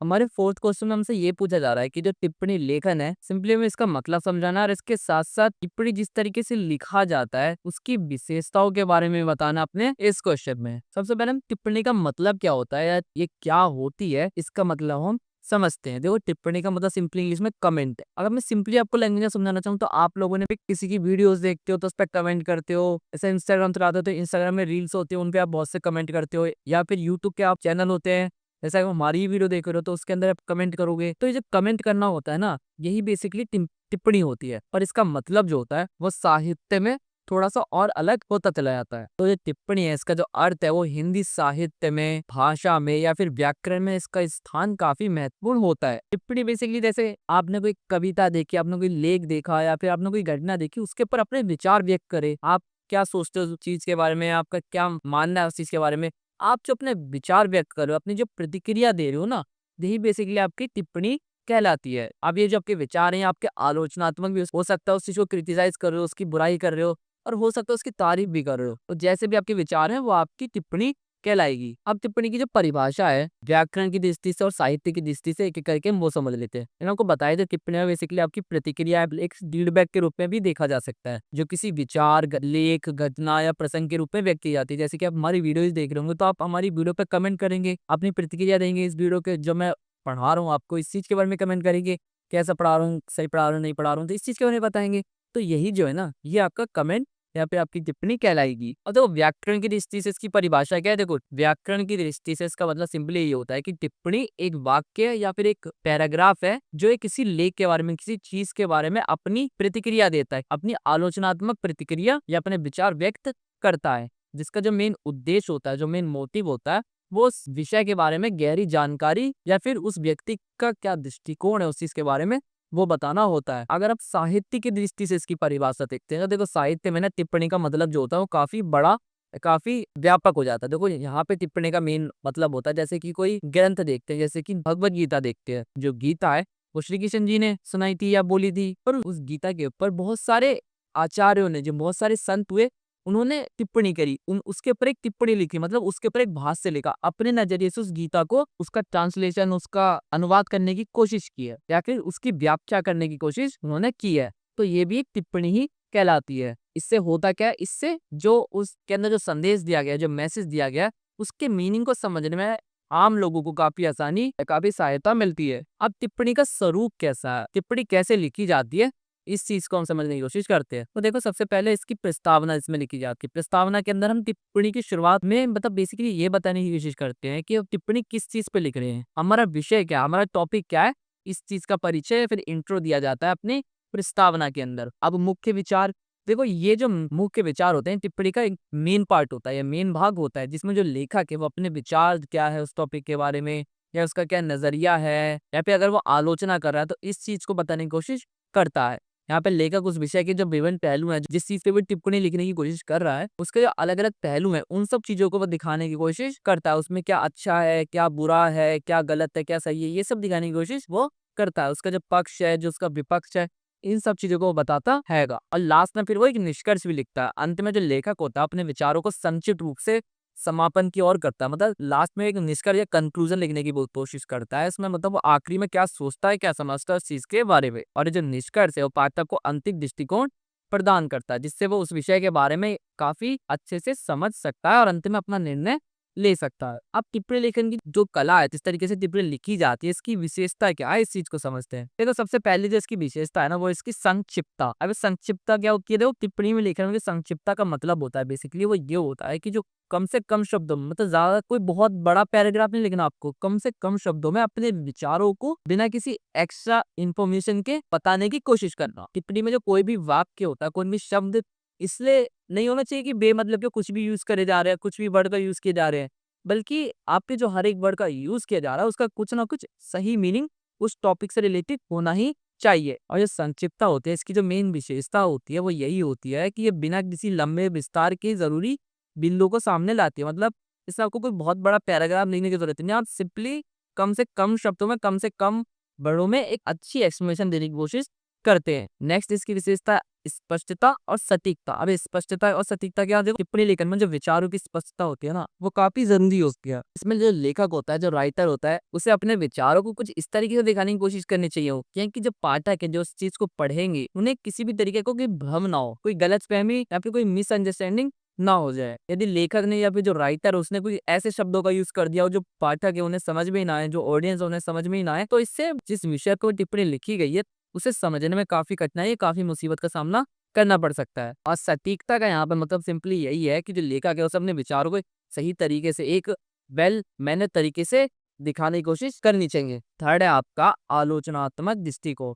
अब आलोचनात्मक दृष्टिकोण का मतलब है, देखो टिप्पणी लेखन के अंदर ना हमें बेसिकली आलोचनात्मक दृष्टिकोण अपनाना बहुत ज्यादा जरूरी होता है। हमें यही नहीं कि बस उस टॉपिक के बारे में उसकी सिर्फ अच्छाई करनी, उसकी कमियां क्या हैं, ये भी गिनवाना बहुत ज्यादा जरूरी होता है टिप्पणी लेखन के अंदर। इसके अंदर केवल हमें एक ही पक्ष अपन, एक ये नहीं कि सिर्फ नेगेटिव चीजें जो है टॉपिक की वही चीज बता दी है, उसके साथ साथ उसके अंदर पॉजिटिव क्या है और नेगेटिव क्या है, दोनों को बैलेंस करते हुए चलना होता है इसके अंदर। अब जैसे एग्जाम्पल के रूप में हम मान लेते हैं आप ही हैं, आपने कोई बुक पढ़ी और ऐसा कहा जाता है कि आप उस बुक की ऊपर एक टिप्पणी लिखे, मतलब उस बुक के अंदर जो भी चीजें बताई गई हैं उस पे आपके क्या विचार है, इस चीज को लिखने की कोशिश करें। तो ये नहीं कि आप उसी बुक के अंदर जो अच्छी अच्छी चीजें बताई गई हैं सिर्फ वही वही लिखते चले जाए, नहीं, उसके अंदर क्या गलत है, क्या खराब चीजें हैं, उन सब चीजों को बताने की कोशिश करनी चाहिए आपको। और क्या हमारा साक्ष्यों और उदाहरणों का उपयोग, देखो टिप्पणी लेखन में विचारों को अच्छा करने के लिए, मजबूत बनाने के लिए ना कोई साक्ष्य, कुछ एग्जाम्पल्स, इन सब चीजों का भी यूज करना सही है। जो उदाहरण है, जो आपके फैक्ट है, इससे क्या होता है, जो लेखक की जो आलोचना है या जो राय है उस पर लोगों को काफी विश्वास बनता है। यदि लेखक जो है किसी स्पेसिफिक विचार पे या किसी विशेष टॉपिक पर टिप्पणी करता है तो उसे अपने विचारों को अंदर एक प्रूफ करने की भी कोशिश करनी पड़ेगी कि जो अपनी बात कह रहा है उस टॉपिक के बारे में क्या वो सही है। तो उसके लिए से कुछ प्रूफ, कुछ उदाहरण, कुछ एग्जांपल भी देना बहुत ज्यादा जरूरी है, क्योंकि अगर उसके जो टॉपिक्स के ऊपर उसकी जो चीजें हैं वो अगर फैक्चुअल नहीं होंगी तो उससे क्या, वो जो पाठक होंगे, जो ऑडियंस होंगे, जो उससे पढ़ेगी, वो उन सब चीजों पे विश्वास ही नहीं करेगी। तो इसलिए अपने लेखक को अपने विचारों को मजबूत करने के लिए उनके अंदर अपने एग्जाम्पल्स, कुछ साक्ष्य, कुछ प्रूफ देना बहुत ज्यादा जरूरी होता है। फिफ्थ हमारा विषय की गहरी समझ। तो वो टिप्पणी देख इनसे पहले ना सबसे एक इम्पोर्टेंट ये भी होता है कि जिस विषय पे, जिस टॉपिक पे वो आप लिख रहे हैं टिप्पणी, उस विषय की आपको जानकारी भी होना बहुत ज्यादा जरूरी होता है। क्योंकि अगर आपको जानकारी नहीं होगी उस टॉपिक के बारे में तो आप उस टॉपिक पे लिख ही नहीं पाओगे ढंग से। तो इसलिए आपको उस विषय की, उस टॉपिक की जानकारी होना बहुत जरूरी होता है। सिक्स्थ है हमारा लेखन की संरचना। देखो लेखन की संरचना मैंने आपको ऊपर ही बता दी थी। परिचय होता है, एक इंट्रोडक्शन होता है, एक मुख्य विषय होता है जिसमें मेन बॉडी जो लिखते हैं, जो मेन चीज के बारे में उसमें लिखते हैं, और लास्ट में कंक्लूजन ऐड कर दिया जाता है। ये आपकी टिप्पणी यहाँ पे कंप्लीट हो जाती है। ठीक है। अब सेवेंथ है हमारा स्वतंत्रता और व्यक्तिगत दृष्टिकोण। वो स्वतंत्रता मतलब आपको पूरी तरीके से स्वतंत्रता दी जाती है, इसके अंदर आपको कुछ भी लिखने की, उस टॉपिक के बारे में, उस चीज के बारे में आपको पूरी तरीके से स्वतंत्रता दी जाती है अपने विचार, अपनी राय व्यक्त करने की। और जो आपके विचार है वो आपके व्यक्तिगत है, पर्सनल विचार है, आप क्या उस टॉपिक के बारे में सोचते हैं। लास्ट हमारा प्रभावी भाषा का उपयोग। प्रभावी भाषा इफेक्टिव लैंग्वेज वो लैंग्वेज होती है जो बेसिकली उस समाज में या जहाँ पे आप रह रहे हैं वहाँ पे ज्यादा से ज्यादा बोली जा रही है, ताकि जो आपके विचार है, जो आपकी टिप्पणी है वो ज्यादा से ज्यादा लोग समझ सके। और इसके अंदर आपको सरल और स्पष्ट और प्रभावी भाषा का यूज किया जाना चाहिए। इसके अलावा अगर आप जटिल लैंग्वेज या फिर ऐसी भाषा का यूज करते हैं जो लोगों को समझ भी नहीं आते, और ऐसे वर्ड्स का यूज करते हैं जो वर्ड आम लोगों को समझ भी नहीं आते, तो इससे क्या होगा, जो आपकी टिप्पणी होगी ना वो ज्यादा से ज्यादा लोगों तक समझ भी नहीं आएगी, ज्यादा से ज्यादा लोगों को समझ में नहीं आएगी। तो इससे क्या होगा, आपके विचार, जो आपके व्यक्तिगत विचार है वो कम लोगों तक ही सीमित रह जाएगी। लास्ट में आप निष्कर्ष और ऐड कर दीजिएगा, आपका क्वेश्चन आपका कंप्लीट होता है। हमारा जो पांचवा क्वेश्चन है ना, इस क्वेश्चन में ये समझाना है जो प्रारूपण की लेखन की जो विधि होती है, मतलब जो प्रारूपण किया जाता है, प्रारूपण या फिर फॉर्मेटिंग जिसे हम कहते हैं, ये जो किया जाता है, इसका लेखन विधि के अंदर कौन कौन से मुख्य अंग होते हैं, ये हमें समझाना है अपने इस क्वेश्चन पे। तो सबसे पहले हमें प्रारूपण का मतलब समझना होगा।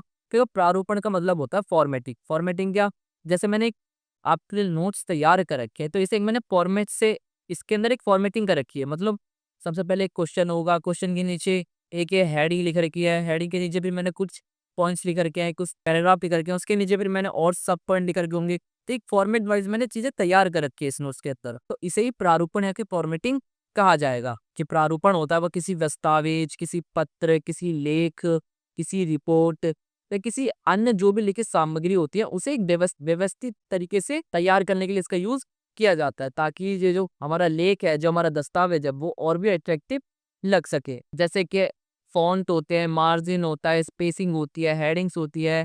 जैसे फॉन्ट क्या है, जैसे कि मैंने ये जो चीज लिख रखी है, इससे एक फॉन्ट होता है, किस तरीके की लिखे, सिंपल फॉन्ट है, और अलग अलग तरीके के फॉन्ट्स आते हैं। मार्जिन मतलब ये जो इनके बीच में स्पेस है, इसका गैप कितना होना चाहिए, जैसे यहाँ से यहाँ तक का जो गैप है, ये सब मार्जिन होता है। स्पेसिंग, हेडिंग्स क्या, ये जो मैंने यहाँ पे ये लिख रखा है, ये हेडिंग्स हो गई, ठीक है। या फिर जो लेआउट होती है, ये सब तैयार किसमें किया जाता है, फॉर्मेटिंग के अंदर। जो प्रारूपण होता है, जो फॉर्मेटिंग होती है, उसका जो मेन मोटिव होता है वो लिखित सामग्री जो होती है उसे एक स्पष्ट तरीके से, मतलब सही तरीके से दिखाना, उसे व्यवस्थित तरीके से क्रम वाइज, एक सीक्वेंस वाइज दिखाने की कोशिश किया जाना होता है, ताकि जो इसे पढ़ेगा उसे ये सब चीजें अच्छी लगे, अब पढ़ने में उसे काफी आसानी हो सके। अगर मैं इसे ऊपर नीचे कर दूं, कोई हेडिंग ना दूं, कोई बुलेट पॉइंट्स ना दूं, तो इससे क्या होगा, मिक्सअप हो जाएगा सब कुछ और लोगों को समझने में इसमें काफी दिक्कत हो सकती है। देखो प्रारूपण का जो अर्थ है, जो मीनिंग है, को मैंने आपको बेसिकली बता ही दिया है। प्रारूपण के अंदर किन किन चीजों को ध्यान रखा जाता है, जैसे फॉन्ट साइज, मार्जिन और पैराग्राफ स्पेसिंग, हेडिंग और सब हेडिंग, संपादन और पृष्ठक्रम। ठीक है, ये सब चीजें प्रारूपण के अंदर इंपॉर्टेंट होती है। अब जो प्रारूपण की जो लेखन की जो विधि है, इसके मुख्य अंग क्या है, इन्हें हम पढ़ते हैं। देखो, जो प्रारूपण लेखन है ना, वो बेसिकली एक ऐसी प्रक्रिया होती है जिसके अंदर अपने विचारों को, अपने शब्दों को, अपने फैक्ट को, अपने तर्कों को या फिर अपने तथ्यों को एक संगठित रूप से, संगठित मतलब एक फॉर्मेट के रूप में, मतलब एक सही तरीके से तैयार करने की जो कोशिश करते हैं। मतलब यहाँ पे हमारा कुछ पहले एक हेडिंग आ जाएगी, इसके नीचे हमने बहुत से कुछ अच्छे अच्छे शब्द लिख दिए, उसके नीचे फिर एक कंक्लूजन आ जाएगा। तो इस तरीके से एक फॉर्मेट वाइज तैयार करने की कोशिश हम इसमें करते हैं। इससे क्या होता है, जो हमारे विचार है वो काफी स्पष्ट तरीके से और काफी अट्रैक्टिव तरीके से लोगों के सामने पहुंचते हैं। जो प्रारूप तैयार करने का जो मेन मोटिव होता है, जो मेन उद्देश्य होता है, वो विचारों को संरक्षित करना, मतलब जो हमारे विचार है उसे सही तरीके से इकट्ठा करना और लेख को, जो हमारा लेख लिखा गया है या फिर जो भी चीज लिखी है, उसको अंतिम रूप से एक अच्छी गुणवत्ता के रूप में दिखाने की कोशिश करना। अब इसके अंदर कुछ मुख्य अंग जो होते हैं वो ये होते हैं, हम एक एक करके पढ़ते हैं। सबसे पहले क्या है, विषय का चयन करना। देखो, प्रारूपण लेखन की जो विधि है ना, उसको शुरुआत करने से पहले एक हमें टॉपिक की जरूरत होती है, मतलब किस टॉपिक पे हमें लिखना है। तो एक टॉपिक का चयन करना बहुत जरूरी होता है प्रारूपण करने के लिए या फिर फॉर्मेटिंग करने के लिए। तो क्या, जब तक हमें हमारे कोई विषय नहीं होगा, कोई टॉपिक ही नहीं होगा जिसका हमें फॉर्मेटिंग करनी है, कोई प्रारूपण करना है, तो हम कैसे प्रारूपण कर पाएंगे। तो इसलिए विषय का चयन करना बहुत ज्यादा जरूरी इसके अंदर होता है। और जो राइटर है, जो लेखक है ना, उसे इस चीज का भी ध्यान रखना चाहिए कि जो हमारा टॉपिक है, जो हमारा विषय है, वो कोई बहुत ज्यादा व्यापक नहीं होना चाहिए, कोई बहुत ज्यादा बड़ा विषय नहीं होना चाहिए या कोई बहुत ज्यादा बड़ा टॉपिक नहीं होना चाहिए। जैसे एग्जाम्पल के रूप में, यदि जो लेख है, जिस टॉपिक को हम लिख रहे हैं, वो है जलवायु परिवर्तन, तो ये एक व्यापक विषय है जिसके अंदर जलवायु परिवर्तन के कारण, प्रभाव, समाधान, इन सब चीजों पे जो है चर्चा की जानी चाहिए। तो सबसे पहले हम इसमें क्या करेंगे, जलवायु परिवर्तन जो हमारी हेडिंग तैयार करेंगे। उसके बाद एक हमारा जो मेन विषय है उस चीज को तैयार करेंगे। उसके अलावा उसके जो कारण है उन चीजों को बताएंगे, उसके प्रभाव को बताएंगे, उसके समाधान को बताएंगे। तो इस तरीके से हमारी जो फॉर्मेटिंग है, जो प्रारूपण है, इस चीज को हम तैयार करेंगे। सेकंड, हमारा विचारों की योजना। अबे विचारों की योजना क्या, देखो एक बार विषय का पहले हमें ये चूज कर ले कि हमारा टॉपिक क्या है, हमें किस टॉपिक के ऊपर लिखना है। तो उसके बाद क्या होता है ना, जो लेखक है, जो राइटर है, उसे ये चीज भी सोचना पड़ता है कि उसको उस टॉपिक के बारे में क्या क्या चीजें बतानी है, क्या उसके विचार हैं उस टॉपिक के बारे में। तो ये चीज भी ना उसे काफी सोच समझ कर इसके अंदर लिखनी होती है, क्योंकि ऐसे लेख के अंदर ना जो लेखक होता है वो अपने विचारों को एक तार्किक रूप से, मतलब एक फैक्चुअल तरीके से प्रस्तुत या दिखाने की कोशिश करता है। लेखक को इस समय ये भी निर्धारित करना होता है ना कि किस बिंदु को पहले बताया, मतलब किस टॉपिक, किस चीज के बारे में पहले बताया, फिर किस चीज के बारे में बाद में बताया और किस चीज के बारे में लास्ट में बताया। ये सब भी जो राइटर होता है उसे पहले ही सोच के चलना होता है। जैसे उदाहरण के रूप में जो जलवायु परिवर्तन के ऊपर हमने लेख लिखा, तो इसमें लेखक को सबसे पहले इसके कारण क्या है जलवायु परिवर्तन की, फिर इसके क्या प्रभाव हो, क्या इफेक्ट पड़ते हैं हमारे ऊपर, और अंत में इसके क्या सोल्यूशन है, क्या समाधान है, ये बताने की कोशिश करनी चाहिए। इस तरीके से एक फॉर्मेट वाइज उसे लिखने की कोशिश करनी चाहिए। थर्ड, हमारा मुख्य बिंदु का चयन। देखो लेख के अंदर ना मोस्टली हमें सबसे महत्वपूर्ण जो इंपॉर्टेंट पॉइंट्स है, उन चीज को ही बताने की कोशिश करनी चाहिए। लेख का जो प्रत्येक बिंदु है वो पाठक के लिए ज्ञानवर्धक, मतलब जो हमने लेख लिखा है, जो भी हमने टॉपिक लिखा है, उसका जो भी बिंदु है वो लेखक के ज्ञान में वृद्धि करता हो, ना कि कुछ भी फालतू की इन्फॉर्मेशन उसमें दी जा रही हो। इन बिंदुओं का जो चयन करते समय, मतलब जो हमारा लेखक है, उसे ये भी सोचना समझना चाहिए कि जो भी वो बिंदु सेलेक्ट कर रहा है, जिन बिंदु के ऊपर वो दिख रहा है, वो उस टॉपिक के बारे में ही इन्फॉर्मेशन देते हो, ना कि कोई बाहरी इन्फॉर्मेशन दे रही हो। जैसे उदाहरण के लिए एग्जाम्पल के रूप में, जो जलवायु परिवर्तन पे लेख का जो मुख्य बिंदु हो सकते हैं, वो कारण हो सकता है, इसका प्रभाव हो सकता है, उसका समाधान हो सकता है, या फिर सरकार उसके ऊपर क्या प्रयास करती है, या फिर व्यक्तिगत उस पर क्या प्रयास किए जाते हैं। ये जो है मेन बिंदु हो सकते हैं एक जलवायु परिवर्तन के लेखन पर। फोर्थ, हमारे सहायक बिंदु का चयन। अभी सहायक बिंदु क्या होते थे, वो प्रत्येक मुख्य बिंदु के साथ ना कुछ, जैसे आपने कुछ हेडिंग देखी होगी, तो उस हेडिंग के अंदर सब हेडिंग होती है। जैसे कि मैंने ये एक हेडिंग लिख रखी है, इसके अंदर क्या आती है, एक सब हेडिंग। जैसे कि मैंने ये लिख रखी है, तो एक जब मैं बिंदु लिख रही कारण लिख रही, तो इसके अंदर कुछ और सब हेडिंग या फिर कुछ और सहायक बिंदु को जोड़ा जा सकता है। जैसे एग्जाम्पल में जलवायु परिवर्तन के जो कारण है बिंदु के तहत हमने लेखक के जो सहायक बिंदु के रूप में क्या बता सकते हैं, CO2 उत्सर्जन, वनों की कटाई, औद्योगिकरण, ये सब हम उसके कारण के अंदर बता सकते हैं, यानी कि सब हेडिंग के अंदर आ सकते हैं ये सब चीजें। फिफ्थ है हमारा अब धारा का निर्धारण। अब धारा का निर्धारण कैसे, देखो प्रारूपण जो होता है उसके दौरान ये भी महत्वपूर्ण होता है ना कि विचारों को एक तार्किक रूप से, मतलब एक फैक्चुअल तरीके से दिखाने की कोशिश की जाए, ताकि जो ऑडियंस होगी जो उसको पढ़ेंगे, उन्हें ये सब चीजें सही लगे, पढ़ने में आसानी हो, उन्हें ये न लगे कि कुछ भी मिस इन्फॉर्मेशन इसमें दी जा रही है, बल्कि यही लगे कि ये सब चीजें बताई जा रही है काफी तार्किक है, काफी फैक्चुअल है। जिन विचारों का प्रभाव हो रहा है उसमें, जो चीजें विचार राइटर अपने बताने की कोशिश कर रहा है, वो प्रारंभ से लेकर स्टार्टिंग से लेकर अंत तक एक जैसे ही बने रहने चाहिए। इसमें लेखक को यह भी सोचने की आवश्यकता होती है कि कौन से विचार पहले आएगा, कौन से विचार बाद में आएंगी, किस चीज को उसे पहले बताना है, किस चीज को बाद में बताना है, ये सब ये सोचने की बहुत जरूरत होती है। वैसे एग्जाम्पल ही मैंने यहाँ पे लिख रखा है। सिक्स्थ है हमारा प्रारंभ और समापन। देखो प्रारंभ क्या, देखो इंट्रोडक्शन मैंने आपको बताया, इंट्रोडक्शन में लेखक को अपने टॉपिक के बारे में बताना है। जैसे एग्जाम्पल है कि जलवायु परिवर्तन एक वैश्विक समस्या, मतलब जो जलवायु परिवर्तन है ना, वो केवल किसी एक देश की समस्या नहीं है, बल्कि पूरे विश्व स्तर पर है, पूरे संपूर्ण देश की, संपूर्ण विश्व की समस्या ये है, जो हमारे पर्यावरण को, हमारे स्वास्थ्य को, हमारे समाज को काफी प्रभावित कर रही है। तो इस लेख में हम इसके कारण, प्रभाव और समाधान पर विचार करेंगे। ऐसे समापन में मैंने एग्जाम्पल आप लिखा है कि हमारे सामूहिक प्रयास से ही जलवायु परिवर्तन को रोका जा सकता है। होता है कि किसी एक व्यक्ति के द्वारा ही नहीं, बल्कि अगर सभी मिलके कुछ अपने प्रयास करेंगे, कुछ अपने कदम उठाएंगे इस चीज को लेकर, तो ही ये जो जलवायु परिवर्तन है इसे रोका जा सकता है। समीक्षा और संशोधन, देखो प्रारूप तैयार करने के बाद ना लेखक अपने प्रारूप को पढ़कर उसमें सुधार करने की भी आवश्यकता होती है। मतलब जो उन्हें तैयार, जो उन्हें, जैसे मैंने ये चीजें बना रखी है, इस चीज को मुझे पढ़ के दोबारा से रीचेक करने की भी जरूरत होती है कि मैंने जो सब चीजें लिखी है, जिस तरीके से चीज फॉर्मेटिंग करी है, इसमें कुछ समस्या तो नहीं, कुछ गलती तो नहीं है। तो इससे क्या होगा, उसमें कुछ गलती होगी तो उसे दोबारा से सुधारा जा सकता है। इसमें लेखक अपने विचारों को, अपनी जो उसने संरचना तैयारी, जो स्ट्रक्चर तैयार किया, जिस तरीके से उन्होंने फॉर्मेटिंग कर रखी है, कि इसमें जिस लैंग्वेज का यूज कर रखा है, इस सबको एक बार रीचेक करना चाहिए। कहीं यदि कोई जो वर्ड है जो गलत लिख दिया गया है, जिसका मतलब कुछ लोगों को समझ में नहीं आ रहा है, तो उन सब चीजों को इसमें ठीक करते रहना चाहिए। जैसे एग्जाम्पल के रूप में यदि किसी बिंदु में शब्दों का चयन सही नहीं है, तो उसे बदलकर अधिक उपयुक्त शब्द का यूज किया जाना चाहिए। मतलब जो किसी टॉपिक में मैंने कुछ ऐसे वर्ड्स का यूज कर रखा है जो उससे ज्यादा रिलेट नहीं कर रहा है, तो मेरे को उन सब चीजों में इसमें काफी चेंजेस करने चाहिए। आज का पॉइंट हमारा भाषा और शैली। देखो प्रारूप की जो भाषा होती है ना, या फिर जो भाषा की शैली होती है, उसका चयन करना काफी इंपॉर्टेंट होता है। लेखक को ये भी निर्धारण करना चाहिए कि उसकी जो भाषा होगी, जिस लैंग्वेज में वो प्रारूपण तैयार करेगा, उसकी भाषा काफी सरल हो, काफी स्पष्ट और काफी इफेक्टिव हो। लेख की जो शैली है, जिस तरीके से वो लेख लिखेगा अपना, वो भी काफी सही हो।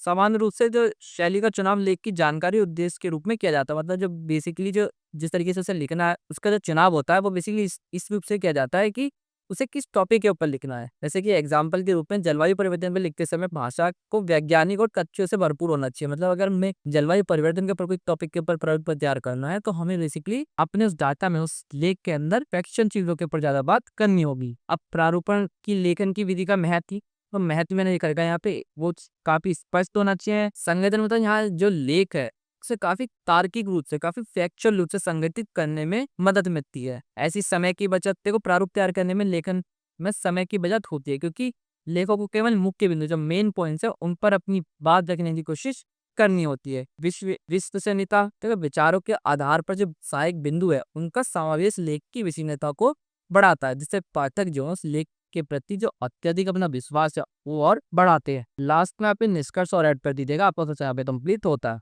सिक्स्थ क्वेश्चन हमसे ये पूछा जा रहा है कि प्रतिवेदन का क्या मतलब होता है। तो प्रतिवेदन का सिंपली जो मीनिंग है वो एक रिपोर्ट का मतलब आपने पहले भी पढ़ा ही होगा।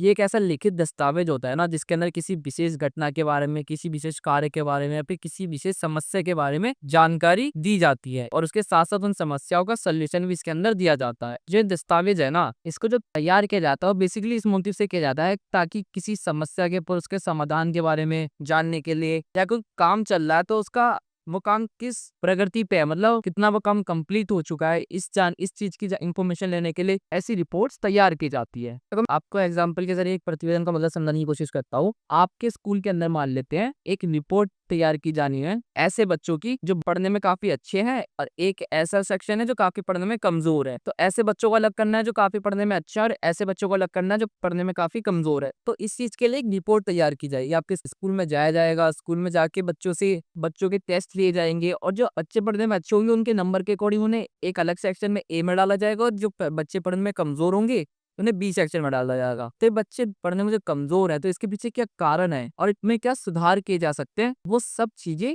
जो रिपोर्ट तैयार की गई है इस रिपोर्ट के अंदर बताया जाएगा। ये जो प्रतिवेदन होता है ना, ये तथ्यों पर, फैक्चुअल चीजों पर, आंकड़ों पर, घटनाओं पर, इन सब चीजों को एनालिसिस करके, विश्लेषण करके तैयार किया जाता है, जिससे जो पाठक हैं जो इस रिपोर्ट को पढ़ेंगे उन्हें उस चीज के बारे में, उस टॉपिक के बारे में एक सही जानकारी, एक अच्छी इंफॉर्मेशन मिल सके। अब प्रतिवेदन का क्या महत्व होता है, इसका इंपॉर्टेंस क्या है, हम ये पढ़ने की कोशिश करते हैं। देखो एक एक करके सारे पॉइंट सब पढ़ेंगे। सबसे पहला जो हमारा पॉइंट है वो है निर्णय लेने में मदद करना। अब प्रतिवेदन निर्णय लेने में मदद कैसे करता है, देखो अगर एग्जांपल के जरिए मैं समझाने की कोशिश करता हूँ आपको। मान लेते हैं कंपनी है, ये कंपनी किसी दूसरे स्टेट में एक और अपनी फैक्ट्री खोलना चाहती है, ठीक है। तो इसे किसी दूसरे स्टेट में अपनी फैक्ट्री खोलने से पहले इसे अपनी वर्तमान कंडीशन क्या है इस कंपनी की, ये सब देखना पड़ेगा कि इसकी आर्थिक स्थिति कैसी है इस कंपनी की, इस कंपनी में कितने लोग काम करते हैं, या फिर अगर वो दूसरे स्टेट में बोलेगी तो वहां पे कितने लोगों की जरूरत पड़ेगी, वहां पे जमीन कैसे खरीदी जाएगी, या फिर फैक्ट्री कैसे वहां पे स्थापित की जाएगी, कैसे लगाई जाएगी। इन सब चीजों के लिए उसे पहले एक रिपोर्ट तैयार करनी पड़ेगी कि कैसे कैसे ये सब चीजें की जा सकती है, कैसे दूसरी कंपनी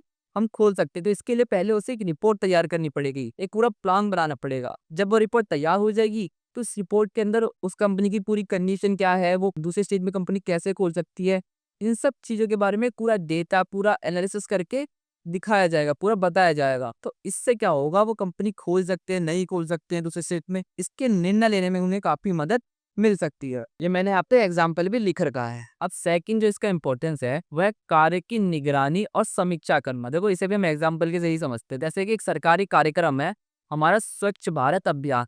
अब इस स्वच्छ भारत अभियान जो काफी लंबे समय से चलाया जा रहा है, अब किसी गवर्नमेंट ने कहा कि इसके ऊपर एक रिपोर्ट तैयार की जाए, जो हमारा अभियान चलाया गया था ये कितना वर्क में है, कितना इसका फायदा हुआ है हमें, या फिर क्या चीजें चल रही है, इस चीज के लिए रिपोर्ट तैयार की जाती है। तो इससे क्या होगा, जब इसके ऊपर एक रिपोर्ट तैयार की जाएगी स्वच्छ भारत अभियान के ऊपर कि ये जो हमने मिशन चलाया था इससे हमें क्या क्या फायदे देखने को मिले, क्या क्या चीजें हुई हैं, और आज भी वर्क में है या नहीं, इसके ऊपर अपनी निगरानी रख सकते हैं। और कितने हिस्सों में सफाई जो है उसकी स्थिति में अब सुधार आया है या नहीं आया है, इसके आधार पर हम अगर इससे फायदे हुए हैं तो हम इसे और प्रमोट कर सकते हैं। थर्ड है हमारा साक्ष्य आधारित जानकारी और विश्लेषण। तो जो हमारा प्रतिवेदन होता है ना, वो तथ्य पर, वो फैक्चुअल चीजों पर, आंकड़ों पर, जो डाटा होता है उन सब चीजों पर बेसिकली बेस्ड होता है, उन सब चीजों पर आधारित होता है।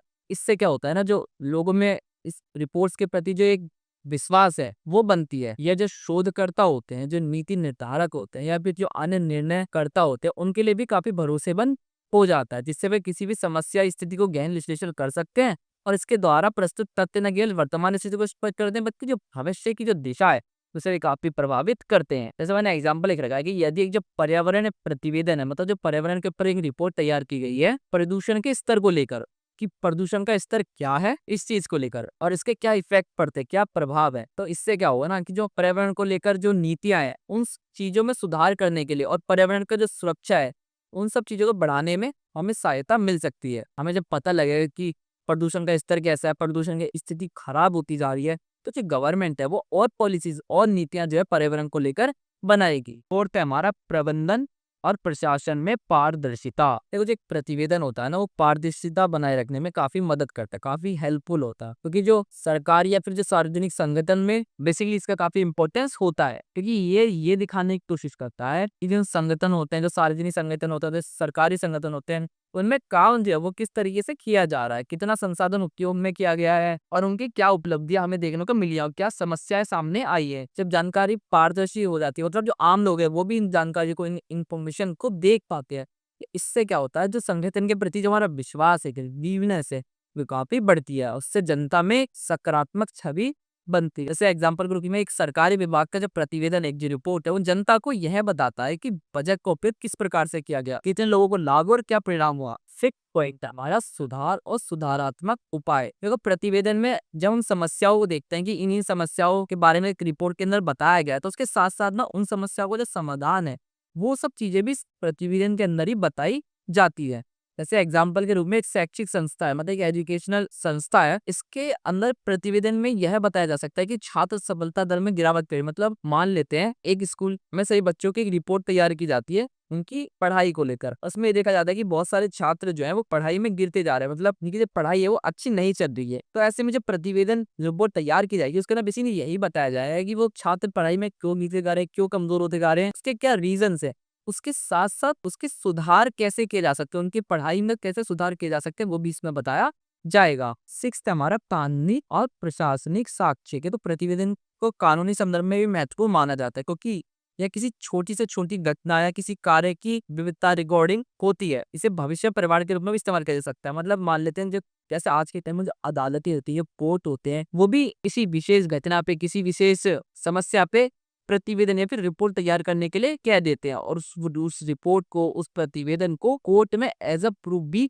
यूज किया जाता है। एग्जाम्पल के लिए किसी दुर्घटना का या किसी अपराध के बारे में तैयार किया गया प्रतिवेदन जो है वो अदालत में एक महत्वपूर्ण प्रूफ के तौर पे भी काम किया जा सकता है। एग्जाम्पल भी मैंने यहाँ पे लिख रखा है। 7th पॉइंट है हमारा शोध और विकास में सहायता। देखो शोध कार्य में प्रतिवेदन एक महत्वपूर्ण भूमिका निभाता है। कैसे? क्योंकि जब शोधकर्ता होता है किसी टॉपिक पर काम करता है, तो वह अपने निष्कर्षों को, उसके जो कंक्लूजन्स हैं, जो उसके रिजल्ट हैं, जो परिणाम है, उनको दिखाने के लिए प्रतिवेदन तैयार करता है। जैसे एग्जाम्पल मैंने यहाँ पे बता रखा है कि चिकित्सा शोध, मतलब जो चिकित्सा शोध होता है उसके अंदर प्रतिवेदन जो तैयार किया जाता है वो बेसिकली उसमें यह बताने की कोशिश की जाती है कि इलाज या दवा के परिणाम क्या है, किसी मेडिसिन का या किसी दवाई का क्या इफेक्ट पड़ता है, क्या परिणाम आते हैं, और वैज्ञानिकों को नए इलाज के तरीके विकसित करने में हेल्प या फिर सहायता मिलती है। 8वां पॉइंट है हमारा संचार और सहयोग। तो प्रतिवेदन में ना टीमों, विभागों और संगठनों के बीच संचार और सहयोग को बढ़ावा देने की कोशिश की जाती है। ये जो विभिन्न समूह के बीच सूचना का आदान प्रदान करने की भी एक कोशिश करता है, क्योंकि अलग अलग जो टीमें हैं, जो विभाग हैं, उन्हें बेसिकली एक ही मोटिव, एक ही उद्देश्य के लिए एकजुट करना होता है। उदाहरण के लिए एक अंतर प्रशासनिक कार्यबल द्वारा तैयार किया गया प्रतिवेदन जिसमें विभिन्न विभागों की जानकारी शामिल होती है, तो संचार को सुसंगत और स्पष्ट बनाने की कोशिश करती है। लास्ट में आप निष्कर्ष और पर दीजिएगा, आपको क्वेश्चन यहाँ पे कंप्लीट होता है। हमारे 7वें क्वेश्चन से ये पूछा जा रहा है, जो सूचना का अधिकार अधिनियम 2005 है, इसके अंदर भारतीय जो नागरिक हैं उन्हें क्या क्या अधिकार, क्या क्या राइट्स दिए गए हैं। देखिए सूचना का अधिकार जिसे हम इंग्लिश में राइट टू इन्फॉर्मेशन या फिर RTI भी कहते हैं, इसके अंदर गवर्नमेंट हमें क्या क्या अधिकार देती है, इस चीज के बारे में बताना है अपने इस क्वेश्चन में। देखो सूचना का अधिकार अधिनियम 2005 या फिर राइट टू इन्फॉर्मेशन एक्ट 2005, ये बेसिकली हमें एक ऐसे अधिकार देती है जिसके जरिए हम कोई भी इंफॉर्मेशन गवर्नमेंट से या फिर अन्य जो संस्थाएं हैं, जो सरकारी संस्थाएं हैं, उनसे प्राप्त कर सकते हैं। जैसे कि एग्जाम्पल मैं आपको समझाऊं, मान लेते हैं NCERT की कोई बुक्स है हिस्ट्री की, उस हिस्ट्री की बुक्स में कोई इंफॉर्मेशन दी गई कोई हिस्ट्री से रिलेटेड, तो हम RTI के जरिए, सूचना के अधिकार के अधिनियम के जरिए NCERT से हम ये पूछ सकते हैं कि आपने ये जो हिस्ट्री इसके अंदर बताई है, इसके अंदर जो आपने डाटा दिया है, वो आपने कहाँ से उठाया है, कहाँ से ये चीजें ली है और ये कितनी हद तक सही है, इन सब चीजों के बारे में हम जानकारी जो है वो NCERT से मांग सकते हैं। देखो जो एक्ट आया, ये सूचना का अधिकार एक्ट आया, इसको जो मेन मोटिव था, जो मेन उद्देश्य था, वो सरकार की जो कार्य प्रणाली है, जो सरकार जो एक्ट लाती है, जो नियम लाती है, जो कायदे कानून लाती है, उसके प्रति पारदर्शिता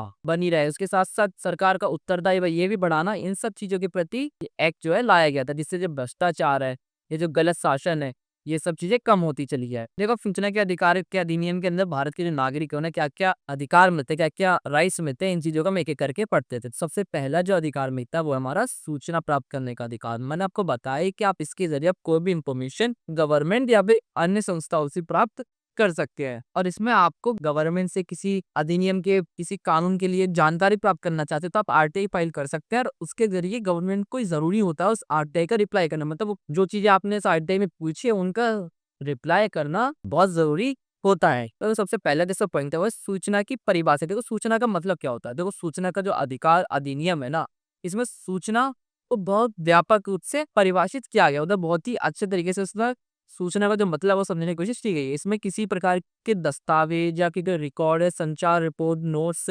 मसलन ईमेल, फोटोग्राफ या किसी अन्य रूप से उपलब्ध जानकारी शामिल होती है जिस सार्वजनिक प्राधिकरण के पास होती है। मतलब इसके अंदर किसी भी तरीके की इंफॉर्मेशन हो सकती है जो जनता को या फिर आम लोगों तक, सामान्य लोगों में दिखाई जा सकती है। तो सूचना प्राप्त करने की प्रक्रिया, जो किसी भारतीय नागरिकों को अपने राज्य या केंद्र सरकार के विभाग, जो इसके अलग अलग डिपार्टमेंट्स होते हैं, जो अलग अलग मंत्रालय होते हैं या फिर जो सार्वजनिक कार्यालय होते हैं या फिर अन्य किसी सरकारी संस्थाओं से जानकारी प्राप्त करने का अधिकार है। वो कुछ भी उनसे इंफॉर्मेशन पूछ सकती है, और यदि कोई व्यक्ति कोई जानकारी चाहिए तो वो उस संस्था के खिलाफ RTI फाइल कर सकता है, फिर RTI का आवेदन या फिर राइट टू इन्फॉर्मेशन का आवेदन कर सकता है, और उसके जरिए किसी भी सरकारी कार्यालय से वो जानकारी किसी भी टॉपिक के ऊपर मांग सकता है। अब इसकी प्रक्रिया कैसे होती है, देखो सूचना प्राप्त करने के लिए आवेदन शुल्क का भुगतान किया जाता है। मतलब RTI फाइल करने के लिए इस पैसे भरने होते हैं। ये जो आवेदन की प्रक्रिया होती है ना, काफी इजी होती है और पारदर्शी होती है, कोई भी इसे फाइल कर सकता है, जिससे नागरिकों को आसानी से जानकारी प्राप्त हो सके। अब सेकंड जो अधिकार है वो देती है हमें सूचना प्राप्त करने के लिए अपील करने का अधिकार। मतलब आप इस एक्ट के जरिए, राइट टू इन्फॉर्मेशन एक्ट के जरिए सूचना प्राप्त करने के लिए अपील कर सकते हैं। देखो, पहली अपील, यदि किसी व्यक्ति को आवेदन के बाद जानकारी नहीं मिलती, आप मान लेते हैं आपने आरटीआई फाइल करी किसी सरकारी मंत्रालय के खिलाफ, आपको किसी टॉपिक के बारे में उनसे जानकारी चाहिए थी, पर वो आपको जानकारी नहीं देती है, आपका जो आवेदन है उसे अस्वीकार कर दिया जाता है, मान लेते हैं। जो सूचना अधिकारी होता है उसके पास जाके आप उनसे अपील कर सकते हैं। ये प्रक्रिया इस प्रकार से डिजाइन की गई है, इस प्रकार से बनाई गई है कि जो नागरिक हैं, जो लोग हैं, उनके अधिकारों की रक्षा करने के लिए एक विकल्प दिया जाए। मतलब आपने जो आरटीआई फाइल करी दिया तो उसे अस्वीकार भी कर दिया जाता है, तो आप पहले सूचना अधिकारी के पास जाकर उनसे दोबारा अपील कर सकते हैं।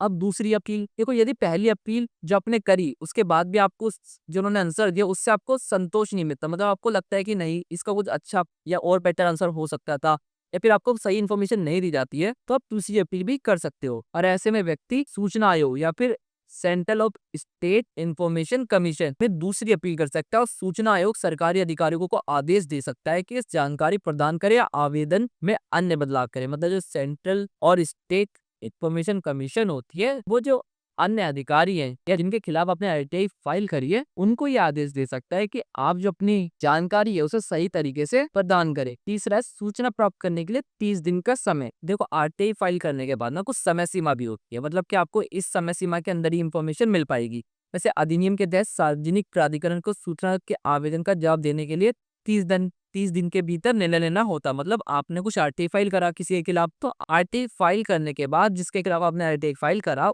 उसके पास 30 दिन तक का समय होता है आपने किसी के खिलाफ आरटीआई फाइल करी है उसका जवाब देने का। यदि जानकारी किसी जीवन या स्वतंत्रता से संबंधित हो तो वह अवधि केवल 48 घंटे हो सकती है। मतलब कोई बहुत जरूरी टॉपिक होता है, कोई बहुत ही जरूरी इन्फॉर्मेशन होती है किसी के जीवन से रिलेटेड, किसी की आपकी स्वतंत्रता से रिलेटेड, तो ऐसे में जो आरटीआई का जवाब हो आपको 48 घंटे में ही मिल सकता है। गोपनीयता व सुरक्षा से संबंधित जानकारी, खुद सूचनाओं को सार्वजनिक करना ना काफी विवादित हो सकते हैं। जैसे कि जो हमारी आर्मी है, आर्मी से रिलेटेड कुछ जानकारी होती है, तो उन्हें सार्वजनिक नहीं किया जा सकता, क्योंकि इससे क्या हो सकता है, हमारे देश के लिए खतरा बन सकता है। ऐसी जो जानकारी है ना, इन्हें अपवादों के रूप में भी स्वीकार किया जाता है। अपवाद मतलब कि आपको आरटीआई अधिकार तो देता है सारी तरीके की इन्फॉर्मेशन आप किसी भी सरकारी संस्था से मांग सकते हैं, पर कुछ चीजें जैसे कि अभी आर्मी है, अब आर्मी से हम ऐसी इन्फॉर्मेशन, कुछ बहुत इन्फॉर्मेशन अगर मांग करते हैं, तो ये क्या होगा, इससे हमारे ही देश को कुछ खतरा बन सकता है।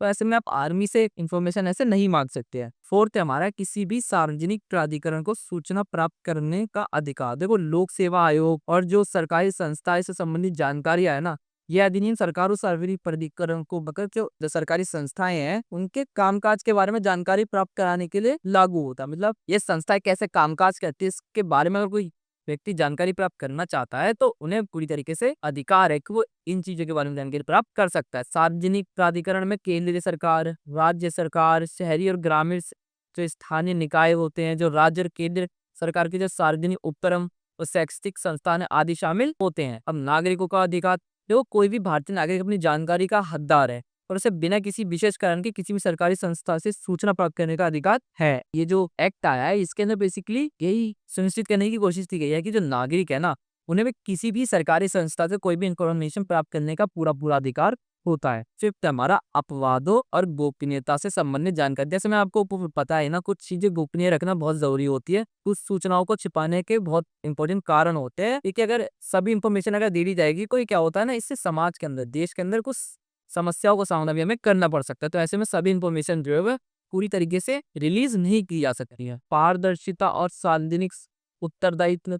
मतलब पारदर्शिता का क्या मतलब होता है, पूरी तरीके से ट्रांसपेरेंट हो जाना। मतलब सूचना का अधिकार अधिनियम सरकारी कार्यों में पारदर्शिता को बढ़ावा देता है, उसका ना जो भ्रष्टाचार है, जो कमियां, उन सब चीजों को कम करने की कोशिश करता है। सरकारी अधिकारियों की जिम्मेदारी, तो वो कोई सरकारी अधिकारी सूचना के अधिकार जो है उसका कोई उल्लंघन करता है, मतलब अपनी इंफॉर्मेशन देने से मना करता है, तो ऐसे में उसको दंड भी दिया जा सकता है, उसे सजा भी मिल सकती है। इस तरह से सरकारी अधिकारी को उनके कार्य के प्रति अधिक जिम्मेदार और पारदर्शी बनाया जा सकता है। सेवेंथ है हमारा सूचना आयोग की भूमिका। देखो, सूचना आयोग का गठन सूचना आयोग केंद्रीय और राज्य स्तर पर स्थापित किया गया था, सेंट्रल स्तर पर और स्टेट के स्तर पर ये सूचना आयोग है, इसका गठन किया गया था। इसका जो कार्य है उस सूचना के अधिकार को सही तरीके से पालन करवाना होता है।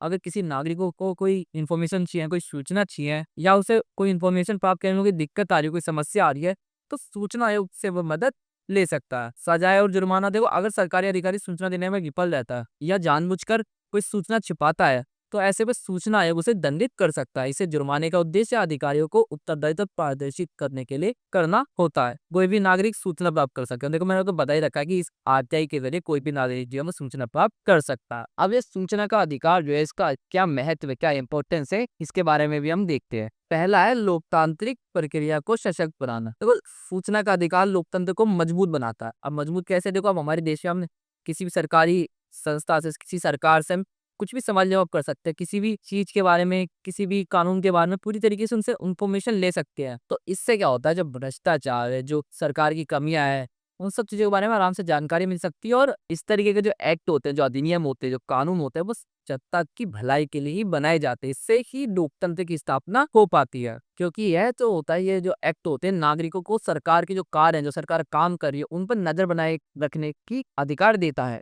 और यह नागरिकों को अधिकार देता है कि वे सरकारी निर्णयों पर, जो सरकार ने कुछ एक्ट लाए हैं, कुछ और अधिनियम लाए, कुछ और कानून लाए हैं, या सरकार ने कुछ नई पॉलिसीज लाए हैं, अगर वो जनता के हित में नहीं है, तो उस चीज के बारे में वो सरकार से सवाल जवाब कर सकते हैं। किसके जरिए, आरटीआई के जरिए। सक्रिय भागीदारी, वो जब लोग सरकार के फैसलों पर, सरकार की पॉलिसीज पर, सरकार की योजनाओं के बारे में जागरूक रहते हैं कि सरकार क्या पॉलिसीज बना रही है, क्या नीतियां बना रही है, तो अधिक से अधिक राजनीतिक या प्रशासनिक प्रक्रियाओं में भागीदारी या सक्रिय रूप से भाग लेते हैं। जिससे क्या होता है, लोकतंत्र और सशक्त और मजबूत बनता जाता है। और देखो पारदर्शिता को बढ़ावा, देखो पारदर्शिता के बारे में मैंने आपको ऊपर बता ही दिया, क्योंकि इसको ज्यादा पढ़ने को है ही। थर्ड है हमारा भ्रष्टाचार पर नियंत्रण। देखो भ्रष्टाचार का मतलब तो आपको पता ही है, जो करप्शन होता है, सरकार के जो सरकारी अधिकारी होते हैं या फिर जो अन्य लोग भी होते हैं, आजकल सभी भ्रष्ट होते जा रहे हैं। तो ये जो अधिनियम है ना, ये भ्रष्टाचार की रोकथाम में भी मदद करता है। मान लो कोई गवर्नर ने कोई बहुत बड़ा बिल पास करा, कोई पैसों से रिलेटेड, तो उस बिल के बारे में पूरी तरीके से हम इन्फॉर्मेशन गवर्नमेंट से मांग सकते हैं। कितने का बिल पास हुआ और क्या क्या चीजें हुई है, ये सब हम गवर्नमेंट से अच्छे से जानकारी इसमें प्राप्त कर सकते हैं। तो ऐसे में जो भ्रष्टाचार जैसी चीजें है ना, इन सब के प्रति भी रोकथाम की जा सकती है। ऐसी प्रभावी शिकायत और निवारण, देखो अगर भी नागरिक भ्रष्टाचार या कुप्रबंधन के बारे में जानकारी प्राप्त करता है, तो वह इसके खिलाफ अपील कर सकता है, इससे सार्वजनिक कर सकता है। इससे दोषियों को, जो इसके प्रति तो दोषी है, उनको सजा मिल सकती है। उत्तरदायित्व और जवाबदेही, देखो अधिकारियों की जवाबदेही। सूचना का अधिकार अधिकारियों को और सरकारी संस्थाओं को जवाबदेह बनाता है। मतलब अगर हम किसी गवर्नमेंट एम्प्लॉय से, किसी गवर्नमेंट संस्था से आरटीआई फाइल करते हैं उनके खिलाफ और उनसे कुछ इन्फॉर्मेशन लेते हैं, तो ऐसे में उन सरकारी अधिकारियों की जिम्मेदारी बनती है कि वो हमें उस चीज के बारे में जानकारी दे, इन्फॉर्मेशन दे। ऐसी जवाबदेही को सुनिश्चित करना, देखो यह अधिनियम अधिकारियों को जिम्मेदारी देता है कि समय पर और सही तरीके से जानकारी प्रदान करे।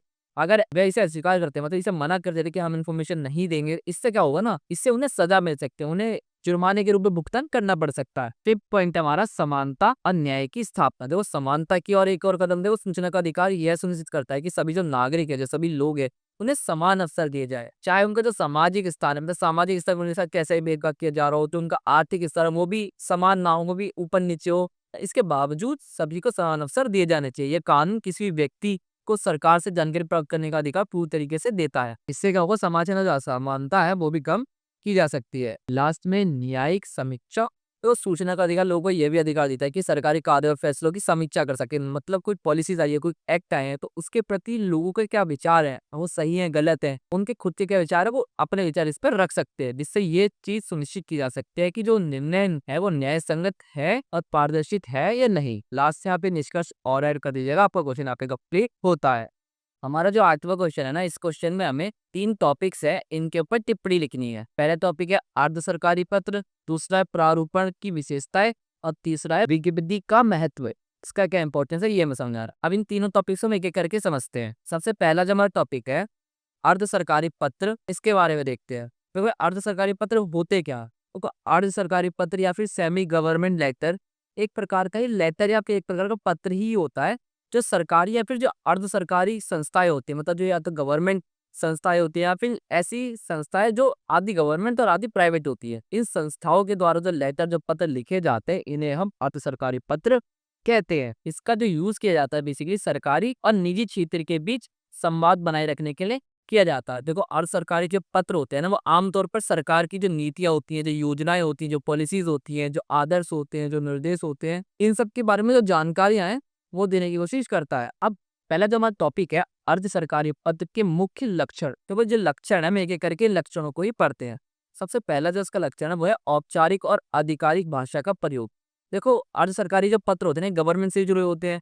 अब तो इसके अंदर ना जो भाषा जिस लैंग्वेज का यूज किया जाता है वो आधिकारिक और एक औपचारिक या एक ऑफिशियल लैंग्वेज का यूज इसके अंदर किया जाता है। जो पत्र का उद्देश्य होता है, जो मोटिव होता है, वो संस्था के प्रति प्रतिष्ठा को ध्यान में रखते हुए किया जाता है। मतलब जो जिस संस्था के द्वारा ये पत्र लिखा जा रहा है, लेटर लिखा जा रहा है, उसका क्या स्थान है, वो कैसी संस्था है। मतलब कोई बड़े मंत्रालय के द्वारा अगर कोई पत्र लिखा जा रहा है तो उसके अंदर एक अच्छी भाषा का यूज किया जाएगा, एक अच्छे वर्ड्स का यूज किया जाएगा, जो वर्ड्स उसे एक आधिकारिक पत्र के रूप में दिखाए। जैसे एग्जाम्पल लिखा गया मैंने यहाँ पे, ये पत्र किस तरीके से शुरू किया जा सकता है। साधन निवेदन है कि या फिर आपके द्वारा भेजे गए पत्र के संदर्भ में हमारी संस्था द्वारा निर्धारित समय सीमा के भीतर, इस तरीके के वर्ड्स जो होते हैं इस तरीके के पत्र में यूज किए जाते हैं। सेकंड है संस्था का नाम पत्र। अर्ध सरकारी पत्र होते हैं ना, इसके अंदर जिस संस्था द्वारा पत्र भेजे जा रहा है उसका नाम और पता लिखना भी बहुत जरूरी होता है। उसका क्या नाम है, वो कहाँ से भेजा गया है या फिर किसने भेजा है, इस सब का जो विवरण है वो भी इसके अंदर दिया जाता है। जैसे कि उदाहरण के लिए भारत सरकार द्वारा,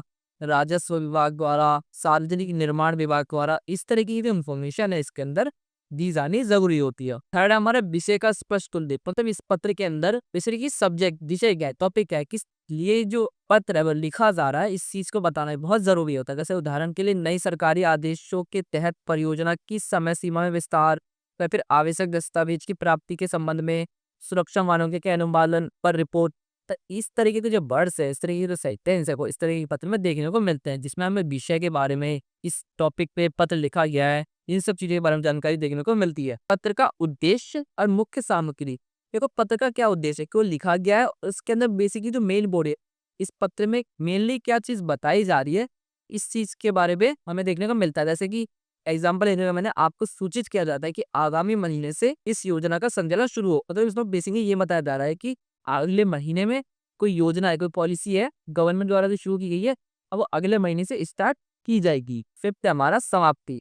असमाप्ति का देखो पत्र की एंडिंग। मतलब जो पत्र है जो भेजा गया है उसमें लास्ट में जो कुछ वर्ड लिखे जाते हैं, जैसे एग्जाम्पल मैंने लिख रहा है कि कृपया शीघ्र कार्रवाई करें या इस मुद्दे पर हमें अपडेट करें, आपसे अनुरोध है कि इस संबंध में आवश्यक कार्रवाई करें। मतलब जब मैं पत्र लिखा बेसिकली उस पत्र की जब अंतिम चीजें लिखते हैं, जो आखिर की चीजें लिखते हैं, जिसके अंदर हम उनसे अनुरोध करते हैं कि इस समस्या का जल्द से जल्द समाधान किया जाए, इन सब चीजों के बारे में लिखते हैं, इसकी अंतिम चीजें होती हैं। सिक्स्थ है हमारा साक्षात्कार, प्रतिक्रिया या कार्रवाई की आवश्यकता। देखो अर्ध सरकारी पत्र जो होते हैं ना, आमतौर पर किसी प्रकार की प्रतिक्रिया या फिर कार्रवाई की अपेक्षा की जाती है। मतलब किसी कार्रवाई के लिए, किसी को कोई नोटिस भेजने के लिए ऐसे पत्र लिखे जाते हैं। इसी पत्र में जो प्राप्तकर्ता होता है, जिसको पत्र भेजा जा रहा है, इससे अपेक्षित कार्रवाई या प्रतिक्रिया या फिर बैठक के बारे में सूचना दी जाती है। मतलब कि गवर्नमेंट आपके घर पे मान लो कोई नोटिस भेजती है आपके घर को रिलेटेड, या आपका घर किसी गलत जगह पे बना पड़ा है तो इसे तोड़ा जाएगा, तो इस तरीके की नोटिस भेजती है, तो इसमें एक कार्रवाई की जा रही है आपके घर के प्रति। तो इस तरीके की जो नोटिस है ऐसे पत्र में आमतौर पर भेजी जाती है।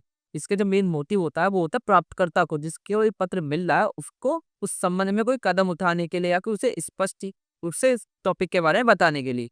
जैसे मैंने एग्जांपल लिखा है यहाँ पे कि कृपया इस विषय पर अपनी प्रतिक्रिया 15 दिन के भीतर भेजिए। जैसे एग्जांपल के लिए आपको बैंक की तरफ से कोई नोटिस आता है जिसमें वो आपको आपके बैंक के अंदर अगर आपका अकाउंट सही से वर्क नहीं कर रहा है, मतलब कुछ भी रिलेटेड बैंक में तो समस्या आ रही है आपके अकाउंट को रिलेटेड, तो उस समस्या के समाधान के लिए आपको नोटिस भेजा जा रहा है, आपको लेटर भेजा जा रहा है, किसके द्वारा, बैंक के द्वारा। 7 पॉइंट हमारा हस्ताक्षर और पद।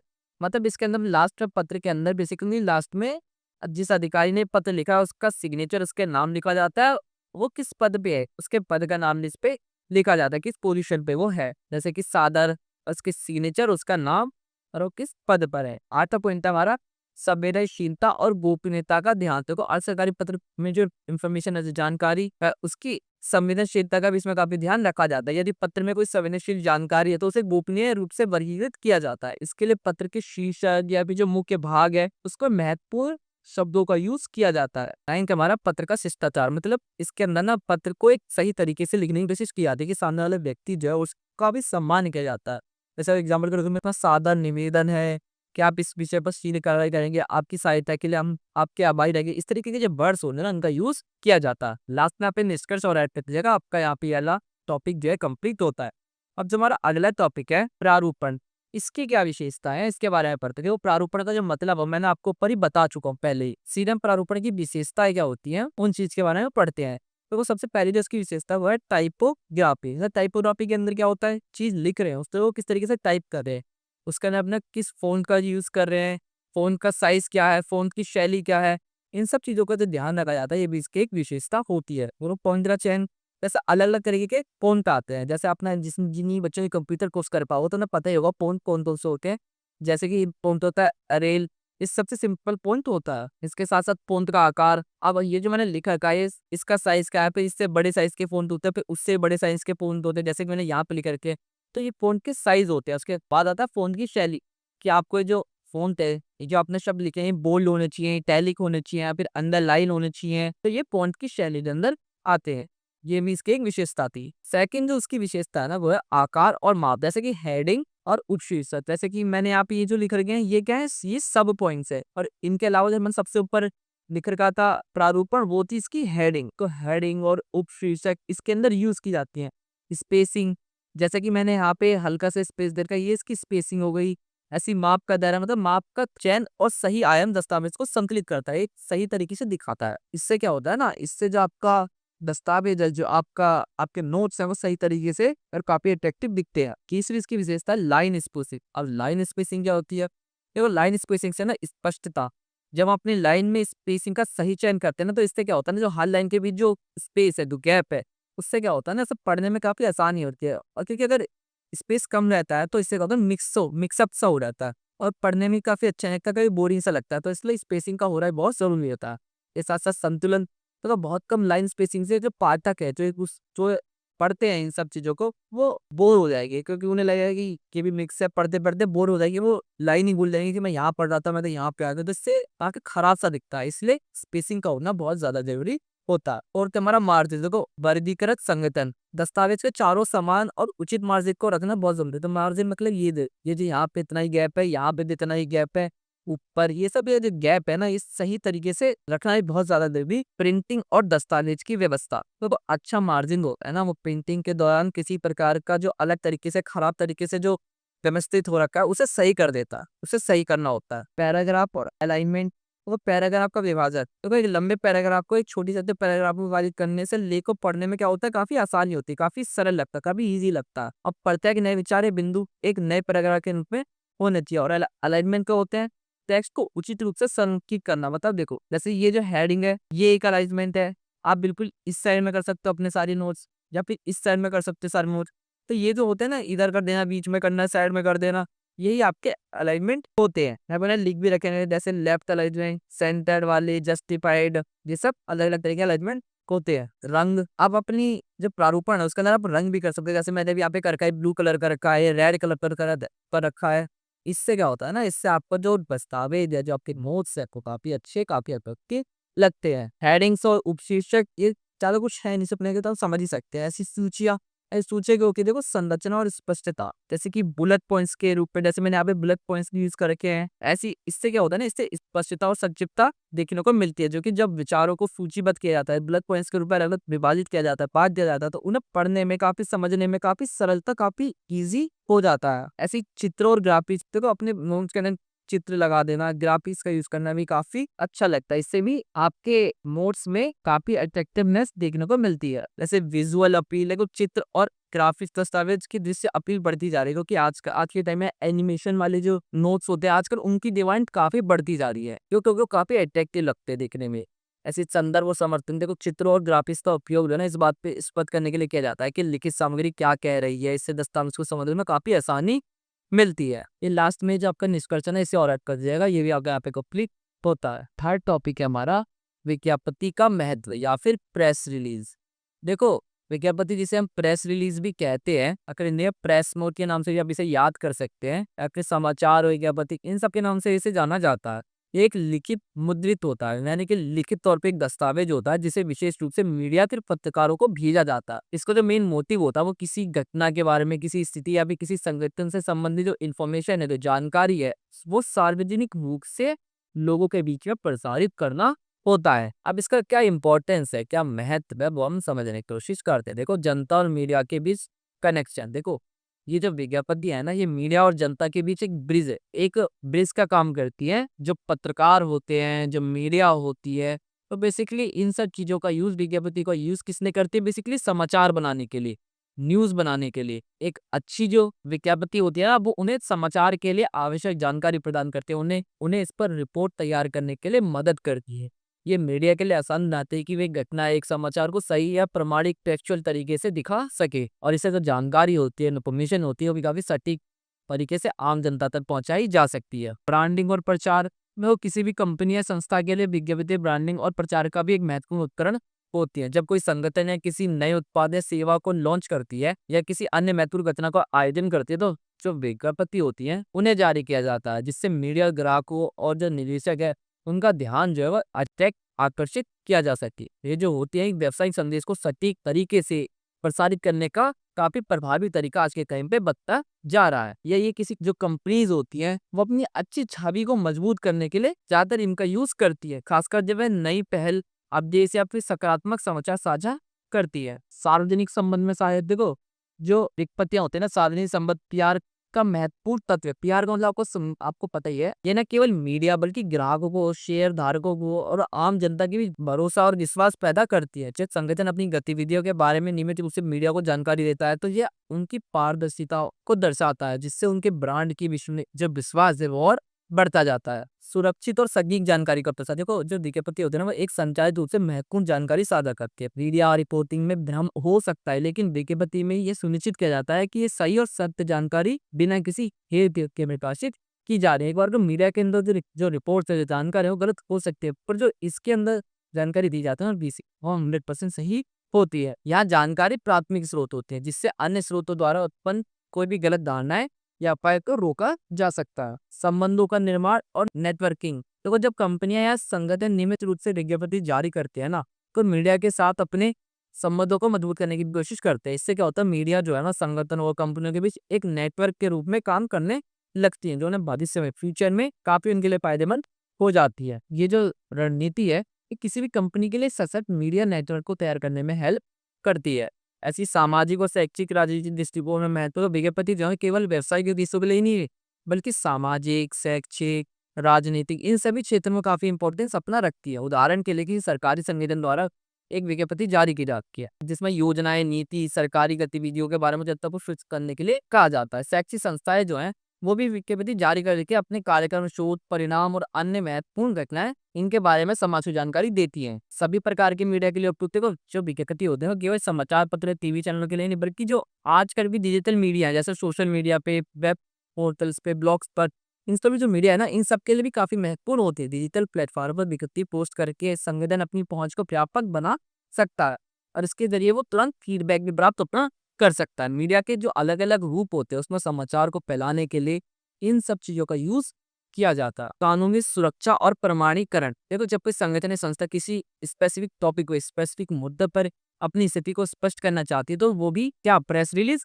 करती है। ये जो तरीका है, ये कानूनी और आधिकारिक तरीका होता है। उदाहरण के लिए यदि किसी कंपनी के खिलाफ पे आरोप गलत लगता है, तो वह अपनी स्थिति को स्पष्ट करने के लिए, अपने पक्ष में बात करने के लिए एक प्रेस रिलीज कर सकती है। यह एक आधिकारिक रिकॉर्ड के रूप में काम करता है, जो भविष्य में कानूनी मामलों में सहायक हो सकता है। ऐसी समय की बचत, देखो जो विज्ञापन है, तुरंत रूप से जानकारी फैलाने का एक प्रभावी तरीका होता है। जब कोई समाचार या दुर्घटना घटित होती है, तो इसके बारे में सटीक जानकारी को प्रसारित करने के लिए विज्ञापन एक तेज और प्रभावी माध्यम होता है। यह मीडिया हाउस, पत्रकारों और आम जनता को तुरंत आवश्यक जानकारी देता है। ऐसी नवीनतम और अप टू डेट जानकारी देखो, विज्ञापन नए घटनाक्रम, नए लॉन्चों को जानकारी देने के लिए आदर्श होते हैं। यहाँ कंपनियां और संगठन को बाजार अपनी उपस्थिति बनाए रखने के लिए, नवीनतम घटनाओं से जुड़े रहने के लिए एक अवसर देते हैं। नई योजनाएं हैं, जो नई पॉलिसीज हैं, जो नए प्रोडक्ट्स हैं, जो नई सर्विसेज है, जो नई सर्विस है, जो सेवाएं हैं, और फिर घटनाक्रमों को तो समयबद्ध तरीके से पेश करने के लिए इन सब चीजों का यूज जो है, वो आज के टाइम में काफी प्रभावी तरीके से किया जा रहा है। लास्ट में मैंने विज्ञप्ति के प्रकार भी लिखे हैं, जैसे कि news release, product launch press release, आपातकालीन press release, company update press release, या फिर इवेंट प्रेस रिलीज। बेसिकली जो प्रेस रिलीज होती है, मतलब आपने प्रेस कॉन्फ्रेंस देखे हुए ना, वही आपकी विज्ञप्ति होती है। तो अलग अलग तरीके की जब कोई आपातकालीन कोई घटना होती है, तो बड़े बड़े नेता जो होते हैं, वो प्रेस कॉन्फ्रेंस करने लग जाते हैं, तो हमें तुरंत उस चीज के बारे में जानकारी मिलने लग जाती है। या फिर जब कोई कंपनी अपना कुछ प्रोडक्ट लॉन्च करती है, तो उस चीज के बारे में प्रेस कॉन्फ्रेंस करती है, या कोई फिल्म से जुड़ी कोई फिल्म आती है, तो उस चीज के बारे में प्रेस कॉन्फ्रेंस होती है। इसलिए तो प्रेस कॉन्फ्रेंस होती है ना, इन्हें हम विज्ञप्ति कहते हैं। लास्ट में आप इन निष्कर्ष और ऐड पर दीजिएगा, आपका प्रश्न पे कंप्लीट होता है।